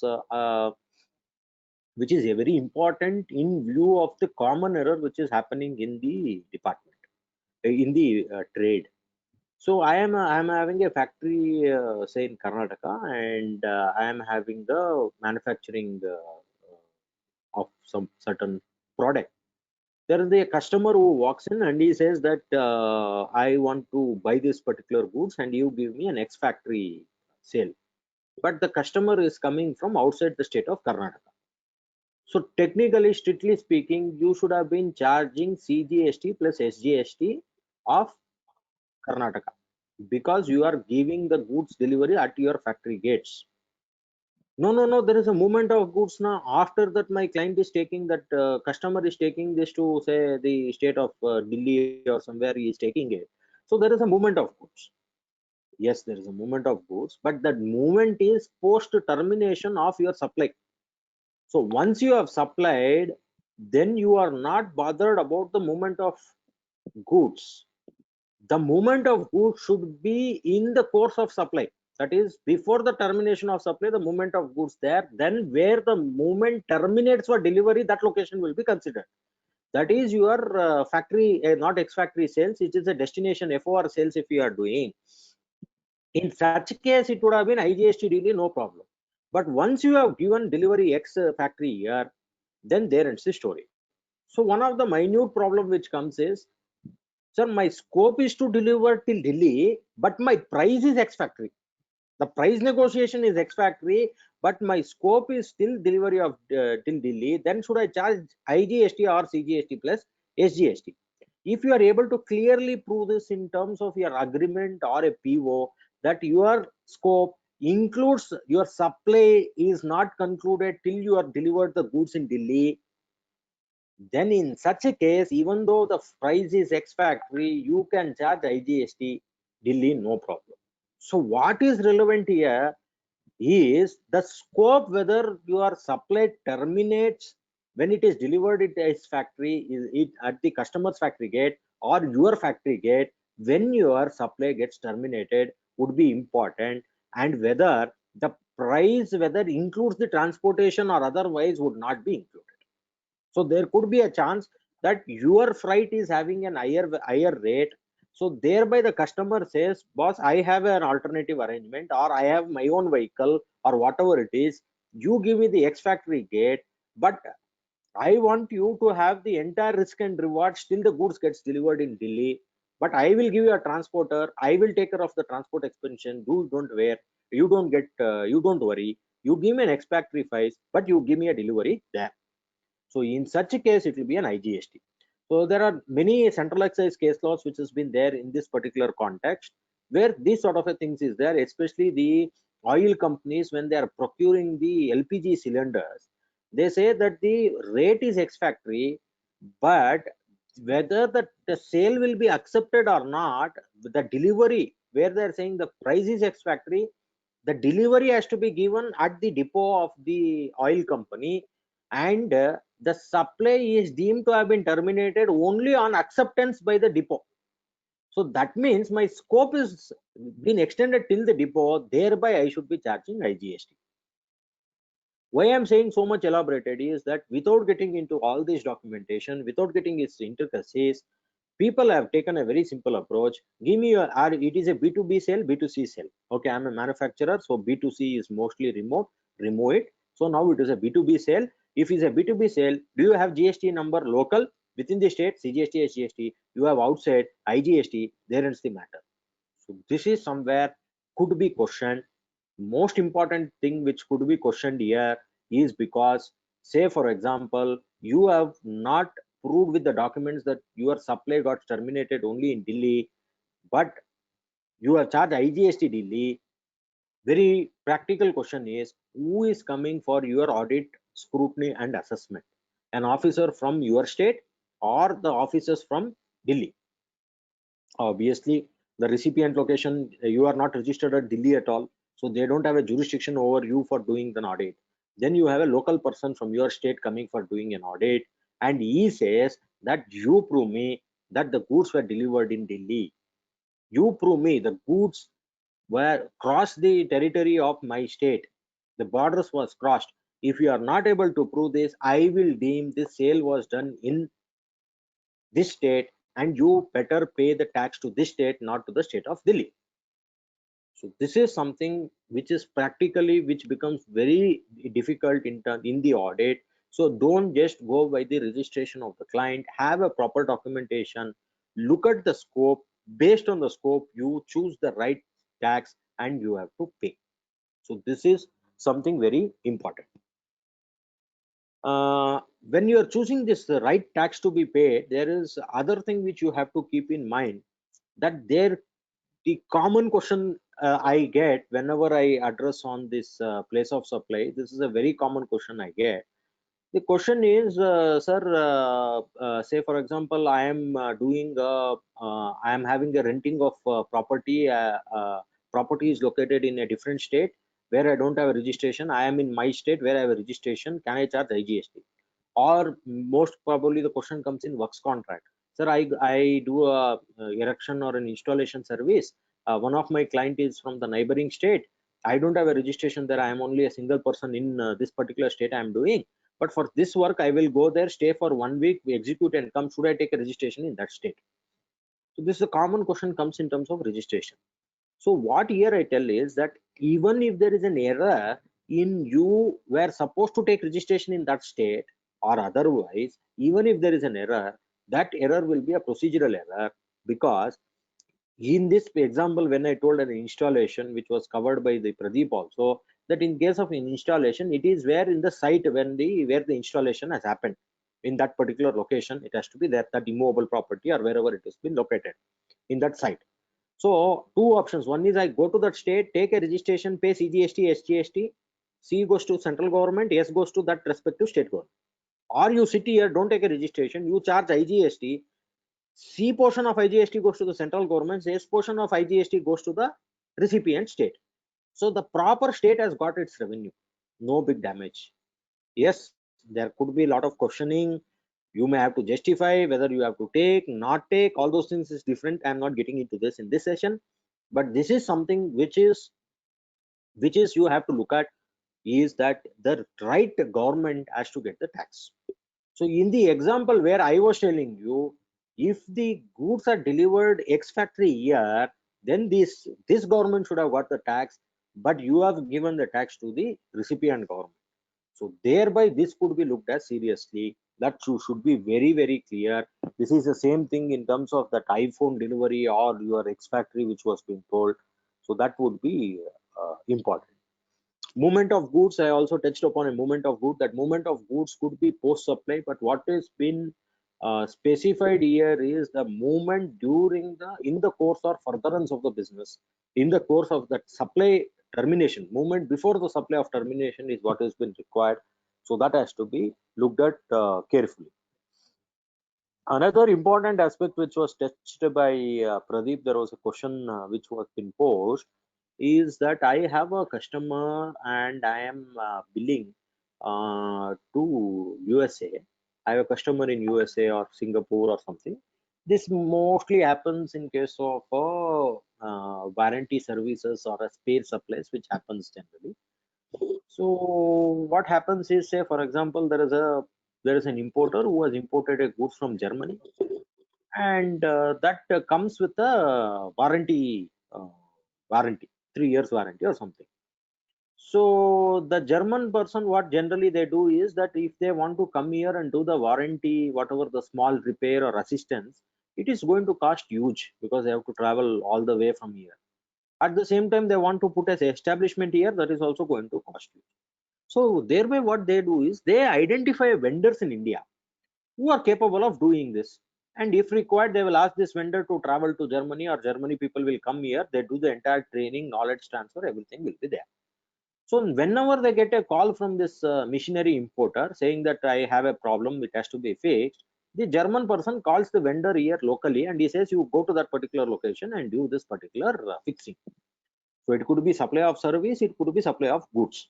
So now I am only touching on supply of goods, which was been dealt by Pradeep. So now with the supply of goods, when it is happened, maybe there is a spare which required, and what the German company says is, why don't you buy that spare, deliver it to my client, fix it, and bill it to me. I am going to pay it for you. So that is what is that. So here I am billed to Germany. In the US is the example what Pradeep had taken, but I am shipping it to Tamil Nadu locally. So what is the tax, whether it is an export, first, second, if it is not an export, what tax should I charge? So that is what is going to come here. So here, first is that whether it is an export. Clearly told by Pradeep is that the definition of export makes it very clear: removal of goods from India to a territory outside India. There has to be a physical removal of goods. In this case, the movement of goods is within India to from India to within India. So thereby there is no removal of goods outside the country. So in no imagination this can be called as an export. I'm not on whether the recipient is an SEZ or not. Forget about it. It is a non-SEZ unit. So thereby it cannot be in any stretch of imagination. You cannot create as an export. So if it is not an export, then automatically whether there is a supply, yes, there is a supply of goods. Actually, there is a sale of goods, and that is not for free. That is for a consideration, and it is in the course of my furtherance of business or commerce. Supply definition is clearly satisfied. Thereby, the levy attracts. Now the question is that in this case, whether I have to charge IGST tax or a CGST tax. So here that particular location where it says that it is a bill to ship to transaction, then it is where the location has been built, that has to be considered as your place of supply, and that is not there in within your state. Thereby it will be an IGST other territory tax which you may have to charge. So now technically what happens, say this particular goods is worth 100 rupees, you including your margin, it is worth 100 rupees. You bill to your German customer at 118. So this German customer, the German supplier, what he does is that he will bill. He say for a moment he don't want to do a margin. He will bill the same 118 if not in warranty, or if it is in warranty but only for services, but the goods has to be paid. So he will bill to again back to a importer in India 118. Here 118 entire absolute amount is there. Now, whether the importer India can take the credit of it? No. He has got an invoice from this German who has not charged GST. The Germany guy cannot charge GST at all. So thereby that recipient is paying 118. 18 is gone to the credit of the government, but he will not get an ITC of it. For me, I have to pay 18 and nobody gets a benefit of it because the German person cannot take the credit of the GST. So there is an 18 rupees which is going to the government without having an ITC in this particular transaction. So what are the alternatives available for it? Can I do certain planning here? There are two ways of things which we could look at. One is you could look at whether we can register the Germany company in India if they are having a reasonable amount of what you call the permanence, subject to any other income tax challenges. If it is not been there, if they are okay, you can look at whether the German company can be registered here, and you will bill to German company. German company will take the GST. Again, the same German company is going to bill it to India, and that amount is been routed here only. It is not going to Germany. If Germany wants to make certain profit, the profit can be parked here and it can be repatriated subject to the RBI FEMA guidance which has been there. They can send it back to the Germany if at all it has been required. So this is one option which has been available. If it is one such transaction, then you can also look at whether you can register this person as a non-registered, non-resident person in India, and you can route the credit. So taking a registration is a foolproof option, very easy. Something could be looked at. Here, in fact, me, I am being a vendor. I myself can be a representative associate for this German company also. So that is my office itself can become his office. I can be his representative associate. I can apply registration in name and do the compliance so that the 18 rupees benefit the recipient will be able to receive it. This is one way of looking at it. The other way of looking at it, where the registration cannot be taken because of various other laws and things are stopping us to take the registration. This is something which could be looked at. I am not watching it that this can be done authoritatively. I am not telling that, but I am giving you a food for thought. Some theory may have to be built in this. Can I look at bill to ship to model only, but in that invoice, me as a supplier, I will record the recipient, that ultimate importer in India is GSTIN, it will be recorded, and I will file the GSTR1 considering him as a recipient. Not my supplier who is my person who is giving me money, who is sitting abroad, I will not take him as a recipient. This could be looked at. The advantage of looking at what are the things which why I can do this is that nowhere it has been mentioned under 16.1 that I should be the actual recipient of the goods. It says that you should have received the goods. That's all. It says that you should fulfill the definition of recipient as defined is not coming. I should have received the goods. Only issue comes up is in 16.1 it says that I can take the credit of the tax which is charged to me. Now you have to look at, can I charge the base amount, that is the 100 rupees to my German customer and charge 10 rupees to my local customer, local importer who is there, local importer. So thereby the tax has been charged on him. If the tax has been charged on him, 16.1 gets satisfied, he will be eligible to take the credit. Second is that when I am issuing an invoice, I have to issue an invoice on the recipient. The definition of the recipient includes as an agent. So for this limited purpose, can I say that this recipient is receiving as an agent of my company, my client who is there abroad, thereby he becomes a recipient. This is for a consideration, and the consideration has been paid, but he represents as a recipient. So thereby I'm going to do this, use his GSTN number, charge 16 rupees from him, charge 100 rupees from the person who is there in abroad. He will pay me that 18 rupees, sorry, it's not 16, 18 rupees. He will pay me 18 rupees. He will take the credit of 18 rupees. 100 rupees will be paid by my client in Germany. And that between Germany and them, if at all it has to be paid, my client will pay 100 rupees. That importer will pay 100 rupees to my client. If it is a free warranty, he will not pay anything. So this is something could be looked at, which has to be tested judicially. So these are the things which we may have to look at. Wherever this impact is huge, This sort of a things is there where the amounts is used. You could look at, because there is otherwise there is unnecessarily the cascading effect of the tax which is happening.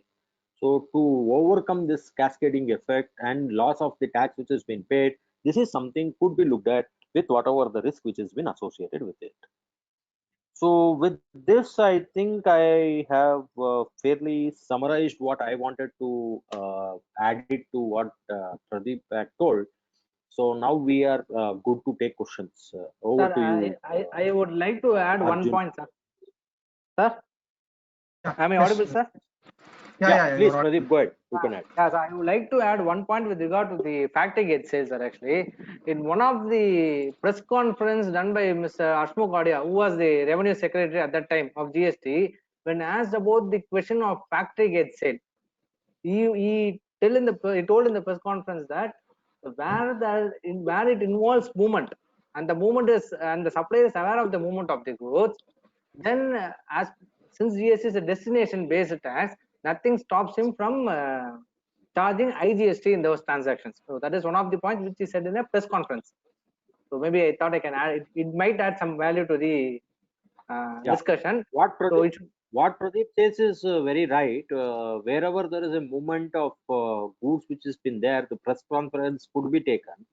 But what you have to look at is that you should also have some proof to show that there was a movement of goods and that terminated in the state where you are charging the IGST of that state. So what is the proof I can be having the proof as an LR. Second is e-way bill is not your proof because it's your internal document. I'm not sure. Yes, e-way bill, if it has been checked in the check post somewhere, that record is available, that becomes a proof. Otherwise, standalone e-way bill is not your proof. Then you have proof of your toll receipt at the recipient location, and maybe the camera footage or maybe a receipt seal at the place of the recipient. Generally the practice is that 1+1 goes, and the second copy they will say that we have received the goods. They'll give a stamp. It's an internal document, but that may also be looked at. So these evidence, if you are keeping with you, you are fairly safe in facing any of the challenges which may come. Like what Pradeep is telling, we could always rely on the customer. Yeah, so even in the PO we can mention that the goods will be moved to the other state, so that also has as a better evidence. Yeah, Arjun, we can take up the questions. Okay, so moving on to Q&A. The first query for today's session is, I am a registered person in Maharashtra, and my major procurements are imports. So I am importing in different ports across India, and I am delivering the imported goods directly from the ports in respect where it is respectively imported without taking it into my registered premises. So whether I require to take registration in all the states wherever I am importing, or I can still operate in the same manner. The issue raised because there is no definition in the law for location of supplier of goods. The definition has been provided only for location of supplier of services. How to proceed in this scenario? Pradeep? Yeah, so if you see registration section 22, it says that every supplier shall be liable to be registered under this act from where he makes a taxable supply. So only if he provides a taxable supply, he is required to take a registration in that state. So here I understand that there is no taxable supply that has been provided, hence registration is not required to be taken. That is my understanding. So yeah, I want to just add something on this. There is also something which you may have to look at, is that if you look at the same section what Pradeep mentioned in your state GST Act, the reference made is that you have to take a registration in the state where you have made a supply. In the central, it is from where you have made a supply. Here it is in the state where you have made a supply. Now I'm just putting some states into this query so that it is easy for explaining. Say I am registered in Telangana. Telangana is the only place for now I have a registration. Now I import this in the Maharashtra. Bombay port, I have imported this goods. Now from Maharashtra, goods is imported. Portion of that material is sold in Telangana, portion in Maharashtra only, portion has gone to Gujarat. So thereby this transaction has happened. Now the question which has been asked is that if I am operating from here, stating Telangana, is it sufficient? Am I supposed to take registration in Maharashtra? I am also adding a question which is not there. Should I take a registration in Gujarat also? So now, if you look at where the supply in the state where the supply has been made, if you go with the strict meaning, you have to take a registration everywhere, because if at all you are going there and making a supply. Otherwise, if it is a recipient is there, you need not take a registration in every place where the recipient. So Gujarat is more or less it's ruled out. Now, question comes up is whether I made a supply in the state of Telangana in terms of fixing this particular sale contract, finishing it, or I went to Maharashtra and from where the sales was being initiated. So this is something which you may have to resolve. So in my view, if the entire sale contract, documentation, negotiation, everything is happened in Telangana, then I don't see any requirement for you to take a registration in Maharashtra. So the goods could be locally moving from the local port in Maharashtra to Maharashtra, charge IGST. Wherever it is going to Telangana, you charge CGST, SGST of Telangana. Wherever it's going to Gujarat, you charge IGST Gujarat. Can be done, subject to your entire sales contract, entire proceeding should have been happened in Telangana. That is what you have to prove. Another important added question here is that how will I do with my e-way bill? So e-way bill also there is a particular option where you can say that maybe I think build from and dispatch from, something like that. I don't recall the exact phrases which has been there. So I can always say that I am billing it from Telangana, dispatching from Maharashtra port. From where I am dispatching, that need not be your registered premises. That can be any premises, you can add it there. So you can do that. So in the transit also nobody is going to touch. So thereby in sum and substance what you are doing can be continued with having proper documentation evidence to support your case. Arjun. Okay, sir. Sir, one more addition in that one. So, sir, where in relation to supplier of goods, what would be the location of supplier? Because the law does not provide any specific provision for that. So as in my example, it is a what I told is it is on a common parallel. So the where the supplier is, where I am sitting, my usual, if I am registered, it is my place, or it is my usual place of residence where I am there. From where the entire document, entire the supply things has been controlled or initiated from. So that should be the location of supplier. Okay, sir. So that should be borrowed from the intention of the law and also from the definition for that supplier. In this context, it is also relevant that there is a circular for this gold merchant people. There is one circular where they asked a question saying that I will be going to different state and making a sale of gold based on approval, because once they see this gold only, the ornament, if they like, they will buy. Otherwise, they will not buy. So should I take a registration there? They clarified saying that no, you need not take a registration. You make a e-way bill, go there, go with your invoice book. If the sale happens, you charge IGST from the state and give an invoice and come back. So that is the clarification which they are given. So how much whether it is correct or not, this is something which you can take a shelter also in this case also when it has been asked. Okay, sir. Thank you. Moving on to next query. Sandeep, POS in relation to security services provided to immovable property, whether the POS has to be taken based on that residual entry or based on that immovable property location. So if the security is only for the immovable property, that is, if the security has been provided to safeguard that immovable property, then we can say that it is directly in relation to an immovable property, because this is also coming from that educational guide where they have also stated that security services also considered as immovable property. That is directly in relation to an immovable property. Hence, place of supply can be taken as 12.3. This is one option. Yeah, you want to complete? You're still there? I'm done, sir. I'm done. Okay, so very important what Pradeep has touched upon it. He has made it very, he has pressed on a point that if it is for immovable property, is what he has told. Immovable property, if it is there. So now security, is he providing the security service to safeguard only immovable property? Is it so? So security can't be for the people who are working there. it could be for intellectual which is there in that particular property, it could be the goods which is there in that particular property. So if a watchman has been deported in a depot, he is not only taking care of the security of that immovable property, he is also taking the security of the goods inside. So now the question is whether the service was relating to securing the goods there or an immovable property there is something which is important, which you may have to look into it. Again, everything is contractual based today. Everything I'm linking back to the contract, because these are all thin lines of difference.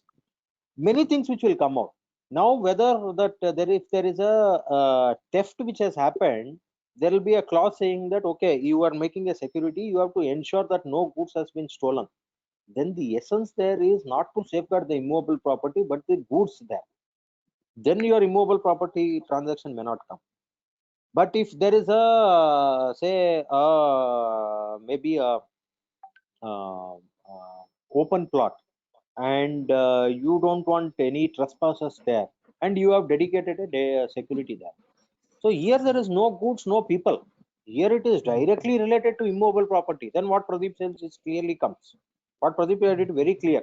If it is only relating to immovable property, now there could be a composite goods, services, so then immovable property. Then you have to go what is the essence of the contract. Based on that, you have to make your classification. So this is again your contractual thing should be clear. And whatever you want to do, you want to make it immovable property, ensure your contract space it is immovable property. If it is not so, then you make it it is goods, it is stamp. So that is something which you have to look at. Yeah, we can go to the next one. Okay. Moving on to next query. I'm registered in Delhi and I'm importing goods from Mumbai through Mumbai port. So in Maharashtra, I have a C&F agent who will be taking up all the activities relating to the import and transportation of goods. So he will be charging me the warehouse rent, commission, handling charges, so and so, etc., etc. So can he consider the entire supply as a single composite and charge me, treat it as an interstate supply, or he has to identify place of supply for each activity of that agreement, and thereby he need to classify the transaction? So the important point to be considered is that if you are considering it as a composite supply, certain aspects to be considered. One is that it should be naturally bundled. So in this case, I think it will be naturally bundled. But the important point here would be the question whether what is considered as a principal supply. If you are able to determine that a particular transaction is a principal supply, then we can go ahead and say that it's a composite supply. However, if you are not able to clearly establish what is principal supply, then the question of composite supply is little doubtful. So, sir. Sudhir, sir. Sir, yeah, I unmuted myself now. What Pradeep told is fair enough to look at composite supply. In addition to that, you also have to look at the valuation section. 15(2)(c) specifically says any incidental expenditure, and they have given including. That means they are not making specific. They have given as an inclusive definition. That is only an indicative definition where they say that commission, packing, charge by whatever it is. So can you look at that C&F is the main supply? Whether then some cases it may not be a composite supply because it is not mandatory for the for you to take that service from me. If I'm a C&F agent and you are the person who is registered in Delhi, it is not mandatory for you to take the service. You would have opted, and now I am also not giving this as a must. You should take the service from me. Then maybe it will not be a composite supply possible if it is not a precondition. Then you can, then the thing, another next thing comes is whether it is an incidental to main supply. For that answer would be yes, because I'm doing this clearing and forwarding. I incurred some whatever that dock charges or whatever small expenses which is been incurred. If I would have not agreed this expense I would not have incurred. Then you can add it to the valuation and charge everything as a one rate of tax, and he will take whatever the input tax credit he is getting. So that is one more small additional thought process. What Pradeep told also is right, but this is an additional thought process where composite supply is not satisfied. okay, sir. So moving on to next query. Pradeep, can you re-explain once more on POS relating to online coaching classes, like online coaching training? Okay, just a second. I just go on to that. Okay. So this is with regard to the online fitness class provided from Tamil Nadu, whereas the recipient are from Karnataka. So that is the example I have given.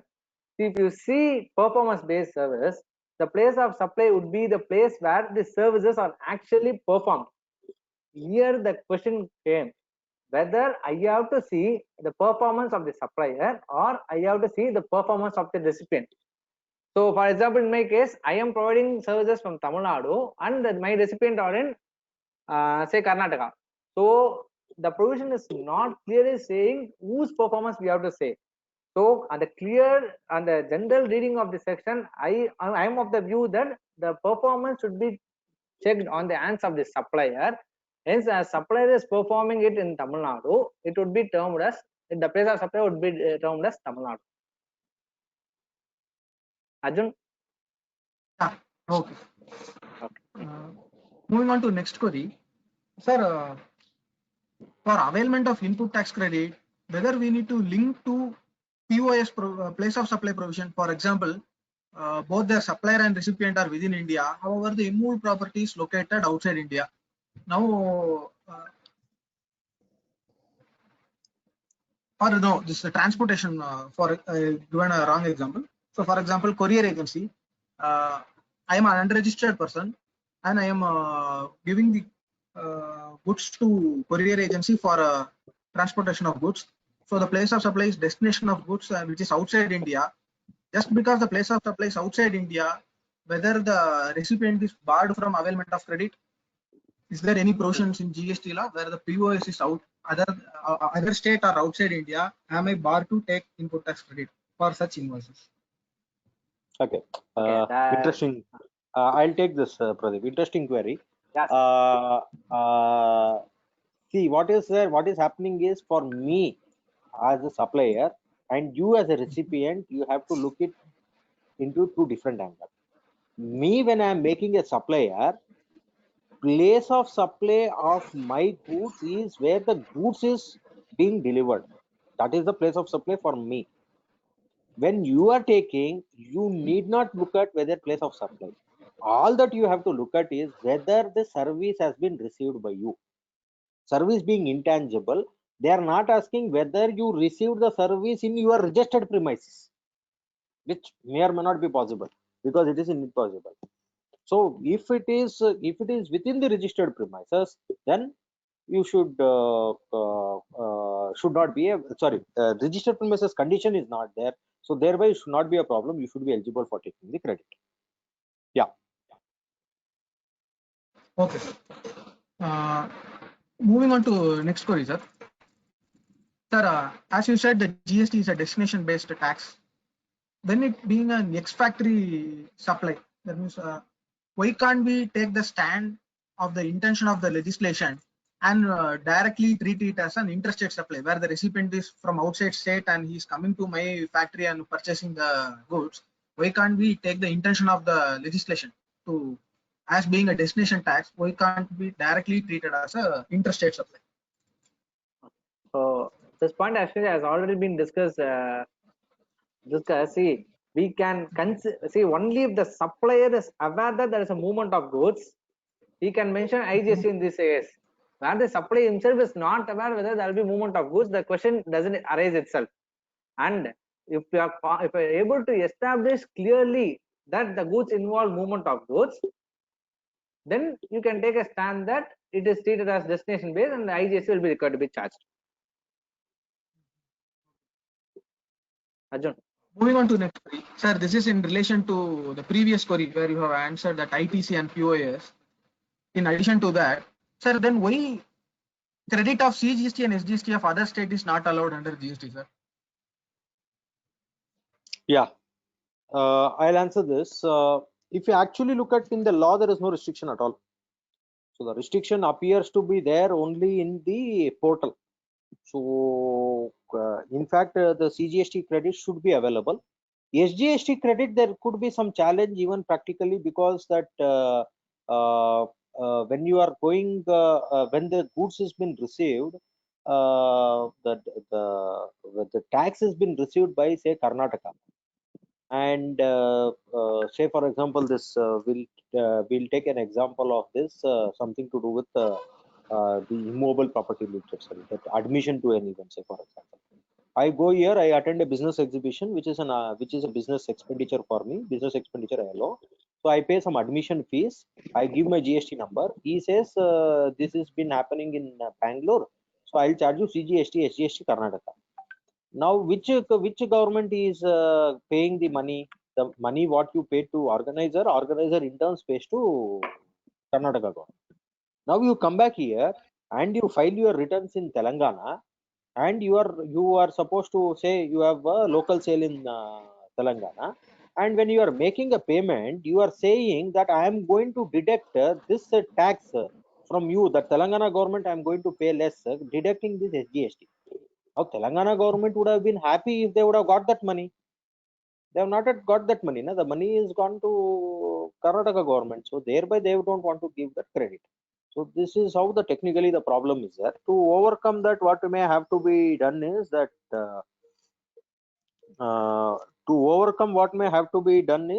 you have to look at having the what you call taking an input service distributor there. So thereby amount going to Karnataka government will be transferred to Telangana government, and Telangana government will give you the credit. So that is how it could be looked at. Okay. Moving on to next query. How many queries are there? We are running out of two time. more queries. We are going to two last queries for today's session. Oh, go ahead. We will close. So, what is the place of supply for selling goods through e-commerce operator? Whether the customer address or the e-commerce operator through whom I am supplying the goods. As a supplier, which location I need to consider for the purpose of place of supply? Pradeep? Sorry, can you come again, Arjun? I just missed the question. I am supplying through e-commerce operator, like for example Flipkart. So I am supplying goods to Flipkart, and Flipkart will deliver it to customer. So while raising invoice, I need to consider whether the location of the Flipkart office or the location actual address of the customer to whom I am supplying. Generally, if you supply through e-commerce, actually what will happen is that the supplier will give invoice to the end customer. Only the mode is through e-commerce operator. Okay. So the place of the customer on record with the supplier would be termed as place of supply. So that is generally, if you are supplying to e-commerce, the e-commerce operator will not give any invoices. Only the supplier will give invoices to the customer. Okay. It is just a mode through which the transaction has happened. Okay. So even though you are supplying through e-commerce operator, as per the law, the supplier has to consider the address of the recipient to whom he is supplying, based on which he need to charge the type of goods. Yeah. Correct. So, correct. Moving on to the last query for today's session, Sir Sudhir sir, in relation to the supply of goods to a domestic party, through the instruction of a foreign party, you have given a suggestion that either the foreign party has to take a registration in India, or the vendor himself can treat himself as a representative party of that foreign party. Now, when the foreign company is taking a non-residential taxable person registration in India, sir, there is a specific restriction in 17(5) stating he cannot claim the input tax credit. So, how to take up that suggestion? Whether the foreign party can take a NRTP registration or a cash normal general registration? What would be your 17(5)(f), sir?